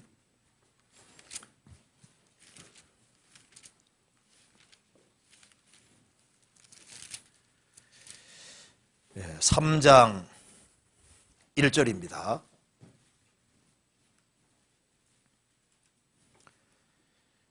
모세가 그 장인 미디안 제사장 이드로의 양무리를 치더니 그 무리를 광야 서편으로 인도하여 하나님의 산 호렙에 이르매 여호와의 사자가 뜰기나무 불꽃 가운데서 그에게 나타나시니라. 그가 보니 뜰기나무에 불이 붙었으나 사라지지 아니하는지라. 이에 가로되 내가 돌이켜 가서 이 큰 영광을 보리라. 뜰기나무가 어찌하여 타지 아니하는고 하는 동시에 여호와께서 그가 보려고 돌이켜오는 것을 보신지라. 하나님이 뜰기나무 가운데서 그를 불러 가라사대 모세야 모세야 하시매 그가 가로되 내가 여기 있나이다. 하나님이 가라사대 이리로 가야 하지 말라. 너의 선 곳은 거룩한 땅이니 내 발에서 신을 벗어라. 모세는 파라오 공주의 아들로 있었습니다. 근데 이 파라오 공주의 아들이 졸지에 이제 목동이 돼버리잖아요. 이스라엘 민족이 제일 가정스럽게 여기는 것이 목동인데 모세는 목동이 돼서 양치기가 된 겁니다. 양치는 생활을 40년 했습니다. 하나님께서 호렙산 뜰기나무 불꽃 가운데 나타나셨습니다. 여기 이제 질문 중에 첫 번째 질문은 왜 뜰기나무 불꽃 가운데 나타나셨느냐? 불꽃 가운데서 하나님이 말씀하셨습니다. 왜 그렇게 하셨느냐? 뜰기나무가 뭔지 아시죠? 저도 중동에서 한번 봤는데요, 진짜 이 개나리처럼 진짜 아주 조하게 생겼습니다. 그런데 이스라엘 땅에 백향목, 그 중동 지방 가보니까 백향목 진짜 크더라고요. 너무 멋있어요. 백향목 한 20m 이상 되겠던데 엄청 높은 아주 어마어마한 그 백향을 봤는데요.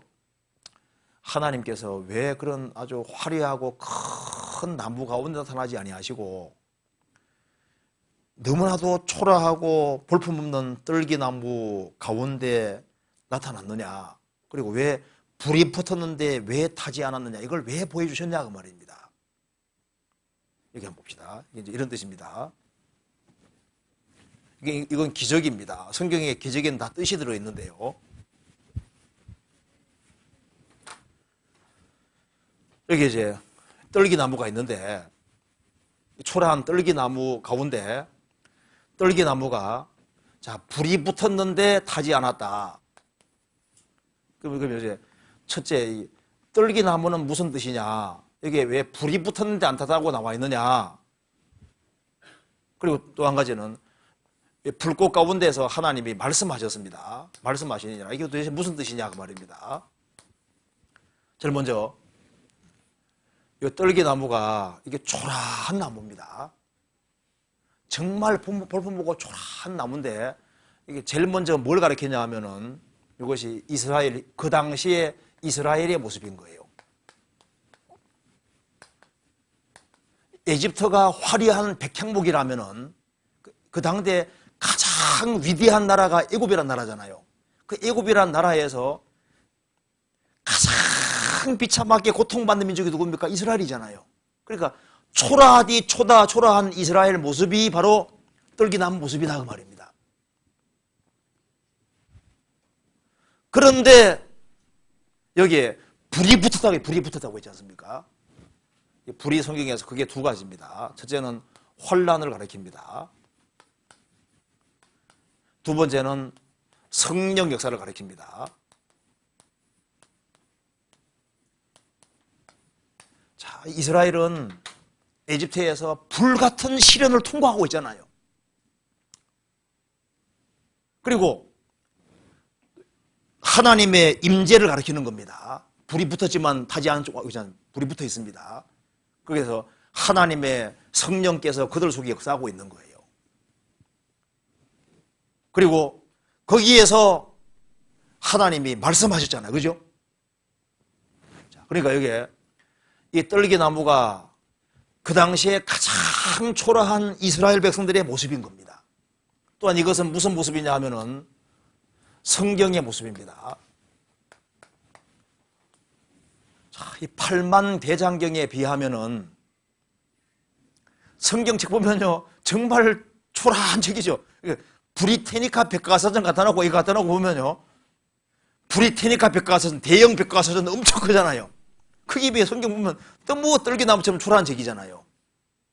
그런데 여기에 주님 불꽃이 들어있는 겁니다. 여기에 주님 말씀하시고 계시거든요. 이게 또 무슨 모습이냐 하면은 바로 예수님의 모습인 겁니다. 예수님 오실 때 핸섬하게 오셨습니까? 초라한 모습으로 오셨습니까? 그 떨기나무가 예수님 초라한 모습인 거예요. 그리고 예수님이 초라하게 오셨고 예수님 부르신 사도들도 초라한 사람들이죠. 학문이 없는 범인이었습니다. 그리고 그들의 전도를 통해서 구원받은 초대교회 구성원들이 잘난 사람들이 아닙니다. 고린도전서 1장에 형제들아 너희를 부르심을 보라. 육체를 따라 지혜 있는 자가 많지 아니하며 능한 자가 많지 아니하며 문벌 좋은 자가 많지 않다고 했습니다. 하나님은 약한 자, 천한 자, 멸시받는 자, 없는 자들을 택하셨다고 했습니다. 우리는 어떤 사람입니까? 천한 자, 멸시받는 자, 없는 자, 여기 그런 사람들이 이렇게 모여 있습니다. 그러니까 이제 이게 교회에 이 세상에서 구원받은 무리가 이렇게 초라한 떨기나무 모습인 거예요. 그런데 불이 있잖아요. 그래서 성경도 없애버리려고 엄청나게 많은 불을 통과했습니다. 그러죠? 예수님도 얼마나 많은 환난 받았습니까? 교회도 얼마나 많은 환난 받았습니까? 그리고 이 가시나무 떨기가 또 구원받은 한 사람 한 사람의 모습도 되거든요. 구원받은 사람 단독으로 보면 정말 초라한 인생들인 거예요. 그런데 그 구원받은 사람 속에 주님이 계시잖아요. 구원받은 사람은 많은 환난 고림을 당합니다. 그런데 구원받은 사람 속에 주님이 계시잖아요. 여기에 이스라엘이 아주 초라한 모습인데 이 불꽃 가운데 여기에 떨기나무 가운데 하나님이 계셨잖아요. 이스라엘이 이집트에서 고통받고 있는데 하나님이 그들과 함께 하셨잖아요. 구원받은 무리가 초라하지만 주님이 구원받은 무리 속에 계신다니까요. 그래서 성령이 교회들에게 하시는 말씀을 들을지어다 말씀하시잖아요. 그리고 주님께서 말씀하셨습니다. 너의 선 곳은 거룩한 곳이니 너의 선 곳은 거룩한 곳이다. 주님이 나타나신 곳은 거룩한 곳이다 그 말입니다. 내 발에 신을 벗어라. 신에는 더러운 게 묻어 있잖아요. 방에 들어올 때 신발 벗고 들어오잖아요. 발에 더러운 게 묻어 있는 겁니다. 그러니까 너의 선 곳은 거룩한 곳이니 너의 발에 신을 벗어라. 지금까지 모세는 자기의 수단 방법대로 살아왔습니다. 이제 그 신을 벗어라 그 말은 뭡니까? 이제 너는 새로운 소명을 가지고 지금까지는 너 방식대로 살아봤는데 이제부터는 내가 주는 길을 가야 된다. 새로운 길을 가야 된다 그 말. 새로운 길. 신을 벗어라 그 말은 새로운 신을 신고 새로운 방향으로 가야 된다 그 말인 겁니다. 이제는 모세 너는 이제 하나님 명령대로 이제 너는 너의 방식이 아니라 내가 원하는 방식의 길을 걸어야 된다. 그래서 에집트로 들어가라고 하신 겁니다. 출애굽하라고 말씀하신 거예요. 그래서 우리에게도 주님이 동일하게 말씀하시는 겁니다. 주님이 나타나신 곳, 역사하시는 곳은 거룩한 곳입니다. 거기에서 신을 벗어라 그 말은 아담 안에 속한 것을 벗어라 그 말인 거예요. 지금까지 너의 방식을 벗고 이제 하나님께서 신을 신겨주는 새로운 신을 신고 새로운 방향으로 길을 걸어가야 된다는 겁니다.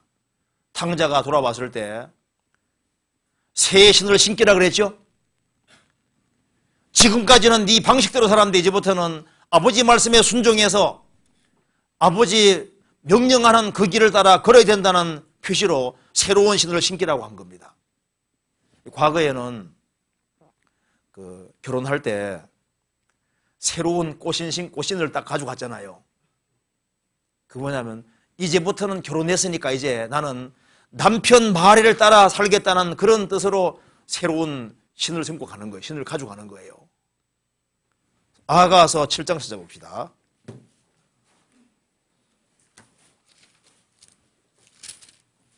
(7장 1절)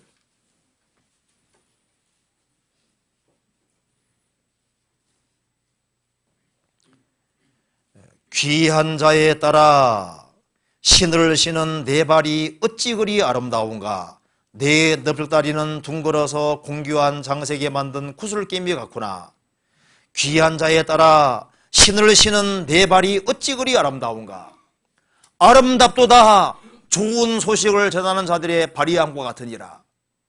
주님 말씀에 순종하는 발, 새로운 신을 신은 발이 어찌 그리 아름다운가.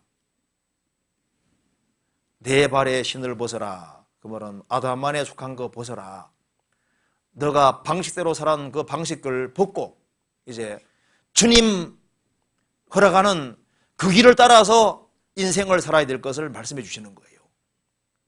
우리가 성경 접하면 성경은 뭐라고 얘기합니까? 성경은 너의 방식을 버리라. 그리고 내가 정해주는 그 방식으로 가라 그렇게 말하잖아요. 우리가 주님 앞에 서면 주님도 똑같이 말씀하는 겁니다.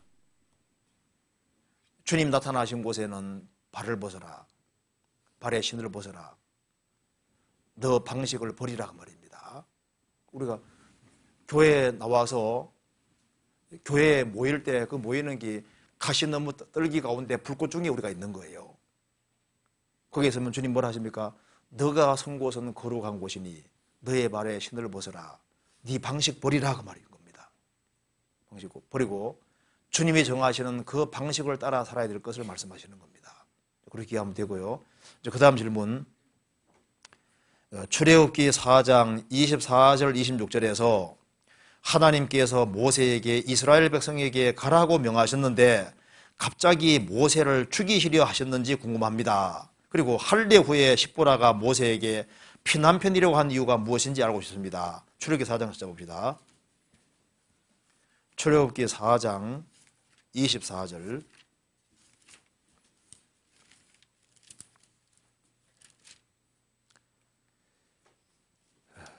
24절 여호와께서 길의 숙소에서 모세를 만나사 그를 죽이려 하시는지라 십보라가 차도를 취하여 그 아들의 양피를 베어 모세의 발 앞에 던지며 가로되 당신은 참으로 내게 피난편이라 하니 여호와께서 모세를 놓으시니라.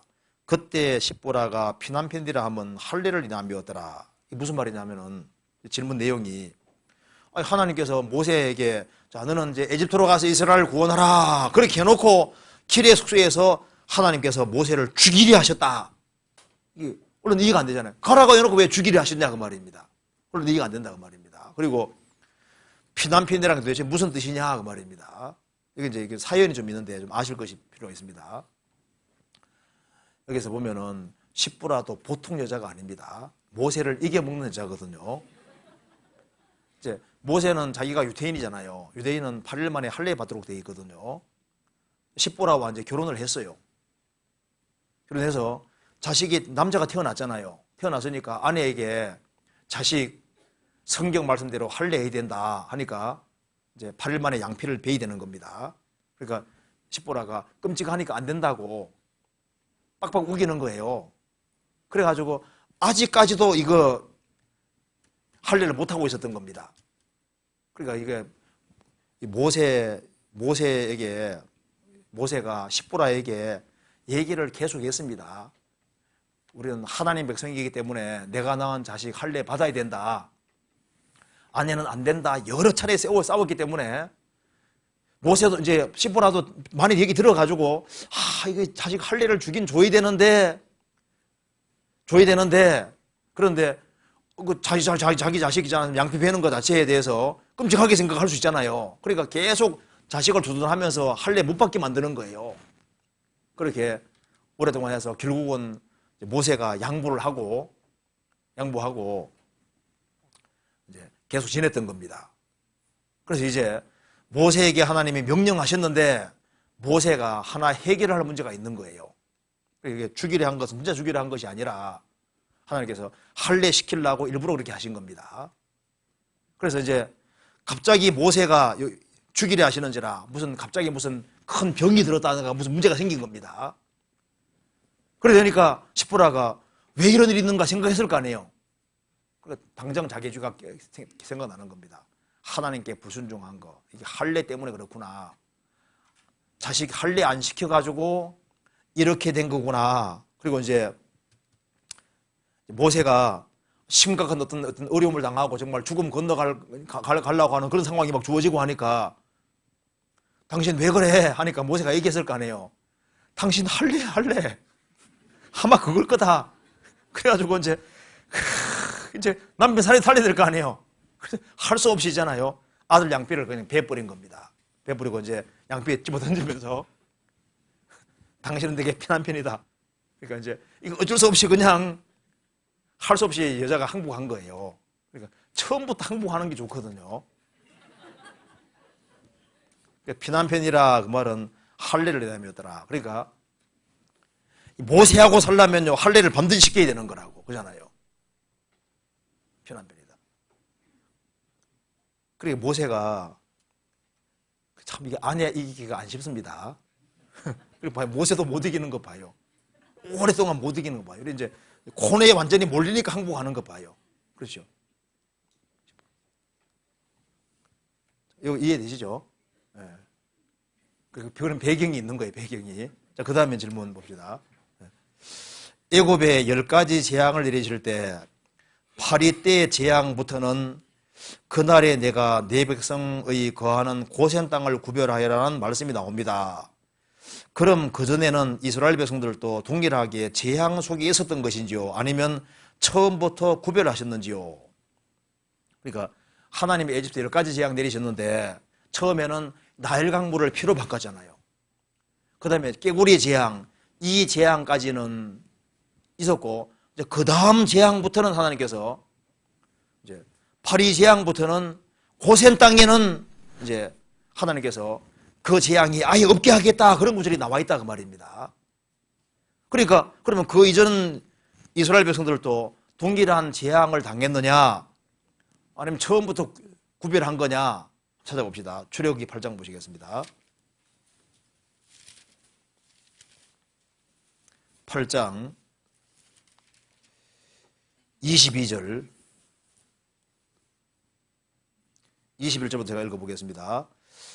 내가 만일 내 백성을 보내지 아니하면 내가 너와 내 신하와 내 백성과 내 집들의 파리떼를 보내리니 애굽 사람의 집집에 파리떼가 가득할 것이며 그들의 거하는 땅에도 그러하리라. 그날에 내가 내 백성에 거하는 고센 땅을 구별하여 그곳에는 파리떼가 없게 하리니 이로 말미암아 나는 세상 중에 여호와인 줄 내가 알게 될 것이니라.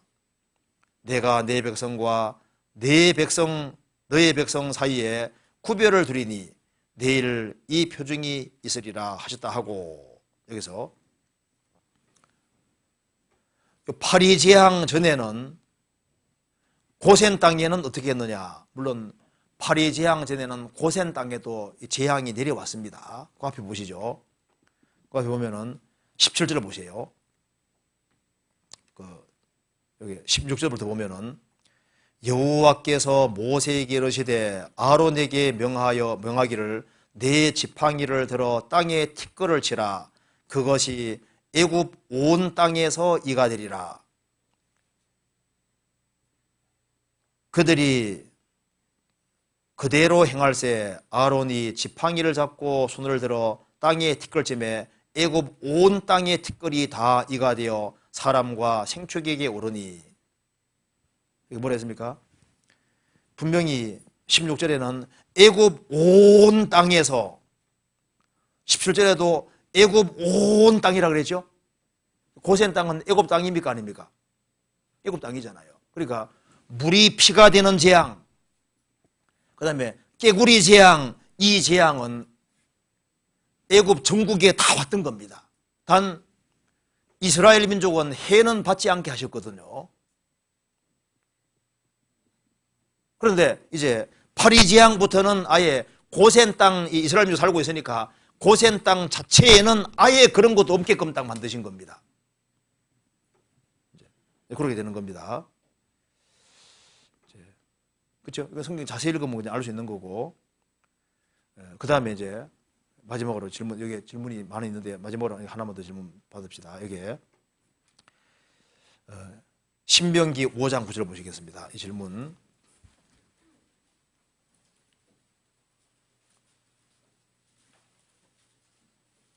신명기 5장 9절.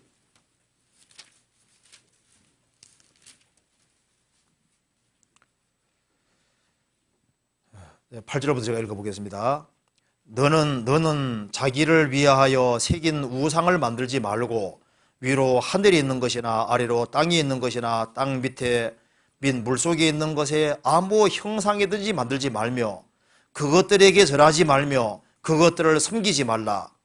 나 여호와 너의 하나님은 질투하는 하나님인즉 나를 미워하는 자의 죄를 갚되 아비로부터 아들에게로 3, 4대까지 이르게 하거니와 나를 사랑하고 내 계명을 지키는 자에게는 천대까지 은혜를 베푸느니라. 이 말씀에서 이게 도대체 무슨 뜻이냐 하는 질문입니다. 이게 이 아버지가 우상 숭배하면은 하나님은 나를 미워하는 자의 죄를 갚되 아비로부터 아들에게로 3, 4대까지 이르거니와. 자, 이게 육신적으로 그런 일이 있다는 겁니다. 자, 아버지가 우상 숭배에 찌들면은 자식이 답습하는 경우가 많이 있잖아요. 그래서 자식이 답습해가지고 그 자식이 혹은 또 손자가 이렇게 손해보는 일이 있어요. 그런 일이 있습니다. 육신적으로 그렇다는 얘기예요. 육신적으로. 자, 이스라엘이 우상 숭배를 지독스럽게 심하게 해서 이 애꿎은 이스라엘 민족의 자녀들이 어디로 갔습니까? 바벨론으로 포로 잡혀갔잖아요. 그리고 부모의 잘못으로 인해 가지고 자식이 손해보는 일도 있고, 그리고 부모가 잘못된 본을 보여서 자식이 그 본을 본받아서 답습하게 돼서 자식이 아버지와 자식 그 손자까지 그 대대로 그 육신적으로 어려움 당하는 일이 있다 그 말입니다. 있죠. 성경에서 봅시다. 잠언 19장 보시겠습니다.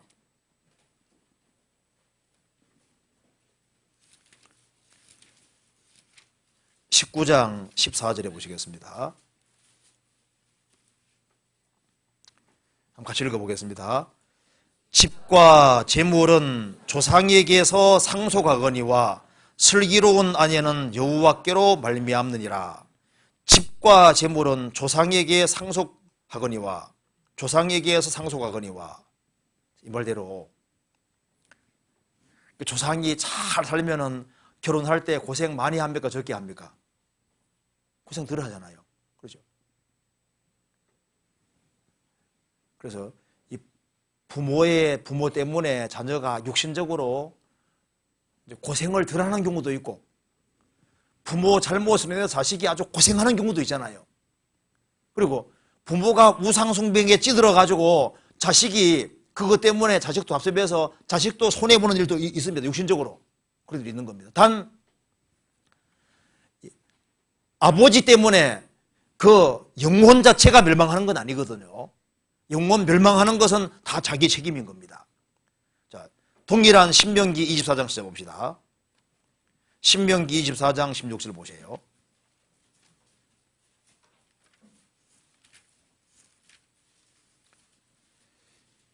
(24장 16절)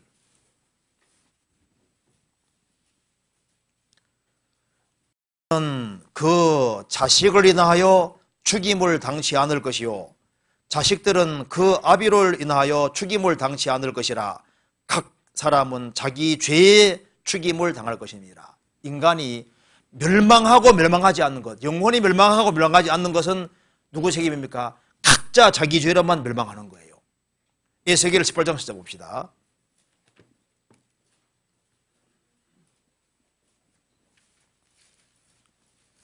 에스겔 18장 1절.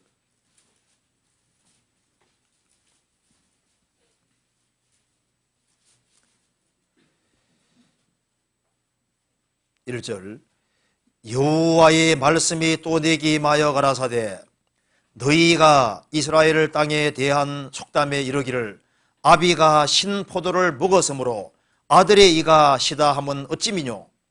나 주 여호와가 말하노라. 내가 나의 삶을 두고 맹세하노니 너희가 이스라엘 가운데서 다시는 이 속담을 쓰지 못하게 되리라. 그 다음 읽겠습니다. 모든 영혼이 다 내게 속한지라. 아비의 영혼이 내게 속한 같이 아들의 영혼도 내게 속하였나니 범죄하는 그 영혼이 죽으리라. 아버지가 신포도 먹었는데 아들이 가시다. 말도 안 되는 소리잖아요.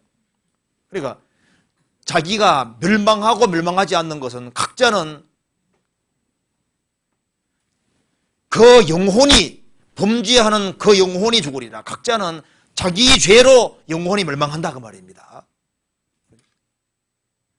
부모 때문에 자식이 영혼이 지옥 가고 안 가냐 그게 아니라 각자는 독립된 인격이기 때문에 각자는 자기 선택에 의해서 자기 죄로 영혼이 멸망하는 거예요. 그죠? 성경 또 한 번 더 찾아봅시다. 예레미야 30장 보시겠습니다. 예레미야 30장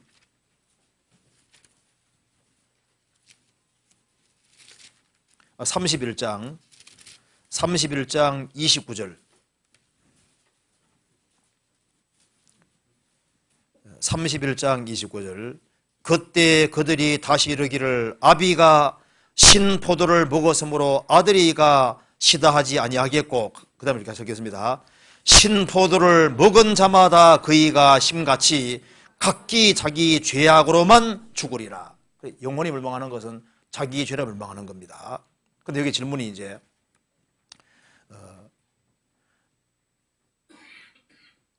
한쪽에서는 이제 아버지 어머니가 우상 숭배하면 그것 때문에 미워하는 자의 죄를 갚는데 아비로부터 아들에게 3, 4대까지 이르게 한다. 이것은 육신을 말하는 겁니다. 육신적인 걸 말하는 거고, 그리고 그 아버지는 자식 인해서 죽임당치 않는다 말은 영혼이 멸망하는 문제를 지금 말하고 있는 거예요. 그리고 이제 위 두 말씀은 상충되는 것처럼 보입니다. 아닙니다. 상충이 아닙니다. 한쪽에는 부모 때문에 자식이 육신적으로 어려움을 당하게 될 걸 말하는 거고, 한쪽에는 범죄하는 그 영혼은 죽으리라. 각자는 자기 영혼이 망하는 것은 자기 범죄 때문에 영혼이 망한다는 걸 말하는 겁니다. 그리고 이제 또 아간이 범죄했을 때 온 가족이 죽임당했는데요. 이건 무슨 말이냐 하면은, 아간은 범죄할 때 자기만 죽지 않고 자기 집안 식구 다 같이 죽었잖아요. 그렇죠? 왜 그랬을까요? 같이 연루가 돼 있었던 겁니다. 먼저 한번 찾아봅시다. 여호수아 7장 봐봐요. 대조해 보면 금방 알 수 있습니다. 여호수아 7장 봅시다.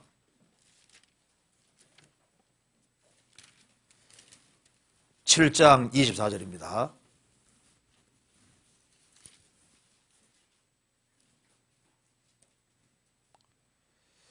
(24절에) 여호수아가 이스라엘 모든 사람으로 더불어 세라의 아들 아간을 잡고 그 은과 외투와 금덩이와 그 아들들과 딸들과 소들과 나귀들과 양들과 장막과 무릇 그에게 속한 모든 것을 이끌고 아골 골짜기로 가서 여호수아가 가로되 내가 어찌하여 우리를 괴롭게 하느냐 그렇게 하고 쳐 죽여버렸잖아요.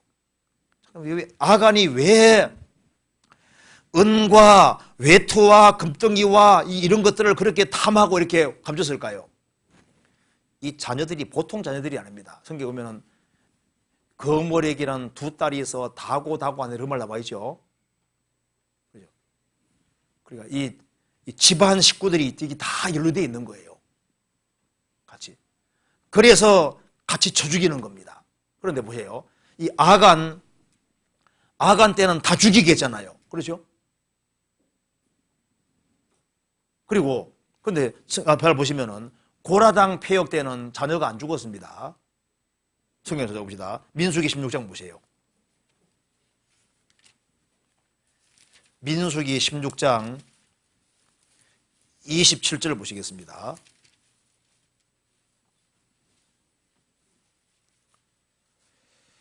(27절) 무리가 고라와 다단과 아비람의 장막 사면을 떠나고 다단과 아비람은 그 처자와 유아들과 함께 나와서 자기 장막에 선지라.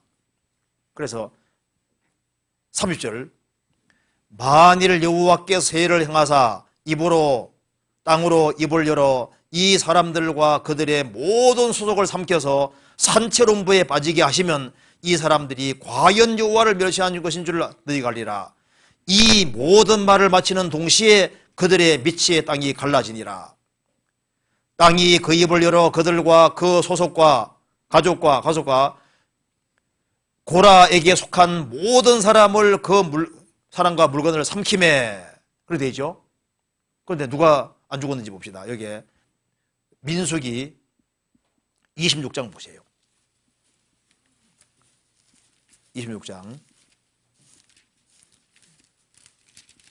26장 9절에 보시겠습니다. 엘리압의 아들은 무누엘과 느무엘과 다단과 아비람이라.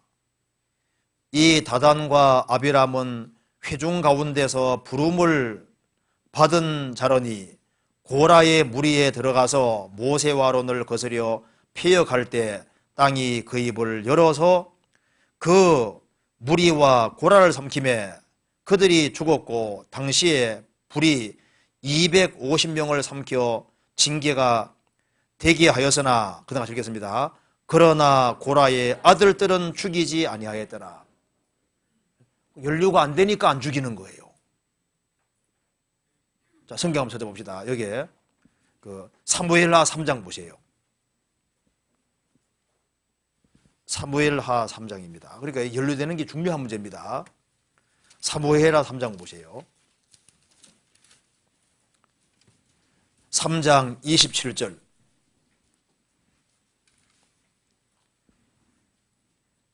아브넬이 헤브론으로 돌아오매 요압이 더불어 종룡이 말하는 듯이 저를 데리고 성문에 들어가서 거기에서 배를 찔러 죽이니 이는 자기의 동생 아사헬의 피를 인함이더라. 여기에 이제 이 아브넬과 요압이 전쟁을 했습니다. 그러니까 아브넬은 원래 사울 편이고 요압은 다윗 편이었거든요. 전쟁을 했는데 아브넬이 이제 패에 도망가는데 이 아사헬이 발이 빨라요. 빨라서 막 쫓아오니까 야, 아브넬이 말했습니다. 아사헬, 너는 나 쫓지 말아라.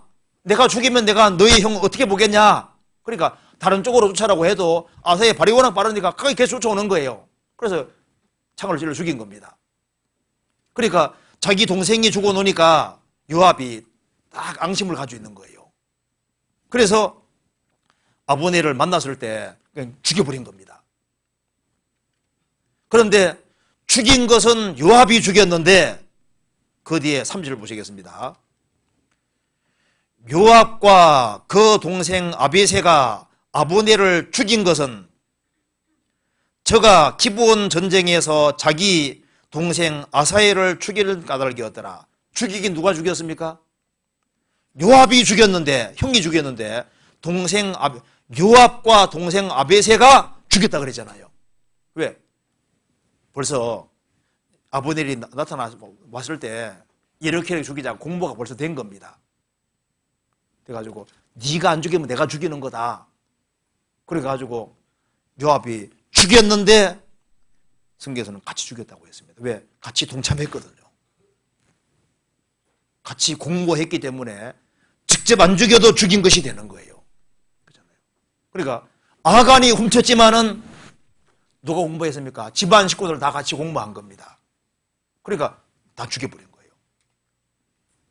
다단이 여기 이제 그 고라가 패역할 때 고라에게 속한 사람들 다 떠나라 그랬죠. 떠나라 그랬는데 이 고라 자식들은 딱 구별된 겁니다. 그래서 안 죽였잖아요. 그러니까 하나님 아시는 것은 정확하게 되는 겁니다. 오늘 여기까지 하고요. 그 다음 질문은 다음에 하겠습니다. 같이 기도하시겠습니다. 자비로우신 우리 아버지 하나님 감사합니다. 우리에게 이 귀한 성경책을 내려주시고 또 하나님 말씀을 배울 수 있게 해주신 것을 감사합니다. 주님께서 저희들에게 저희 마음을 일깨워 주시고 또 주 안에서 어떻게 행할 것을 알 수 있도록 도와주시옵소서. 머지않아 주님 앞에 섰을 때 칭찬과 영광과 존귀를 얻을 수 있도록 우리의 삶을 다스려 주시고 도와주시옵소서. 이 지역의 불쌍한 이뤄진 영혼들에게 주님의 복음이 더 힘있게 전파될 수 있도록 도와주시고 다음 주부터 있을 어머니 낮집회에도 함께해 주시고 도와주시옵소서. 주 예수 그리스도 이름으로 기도하옵나이다. 아멘.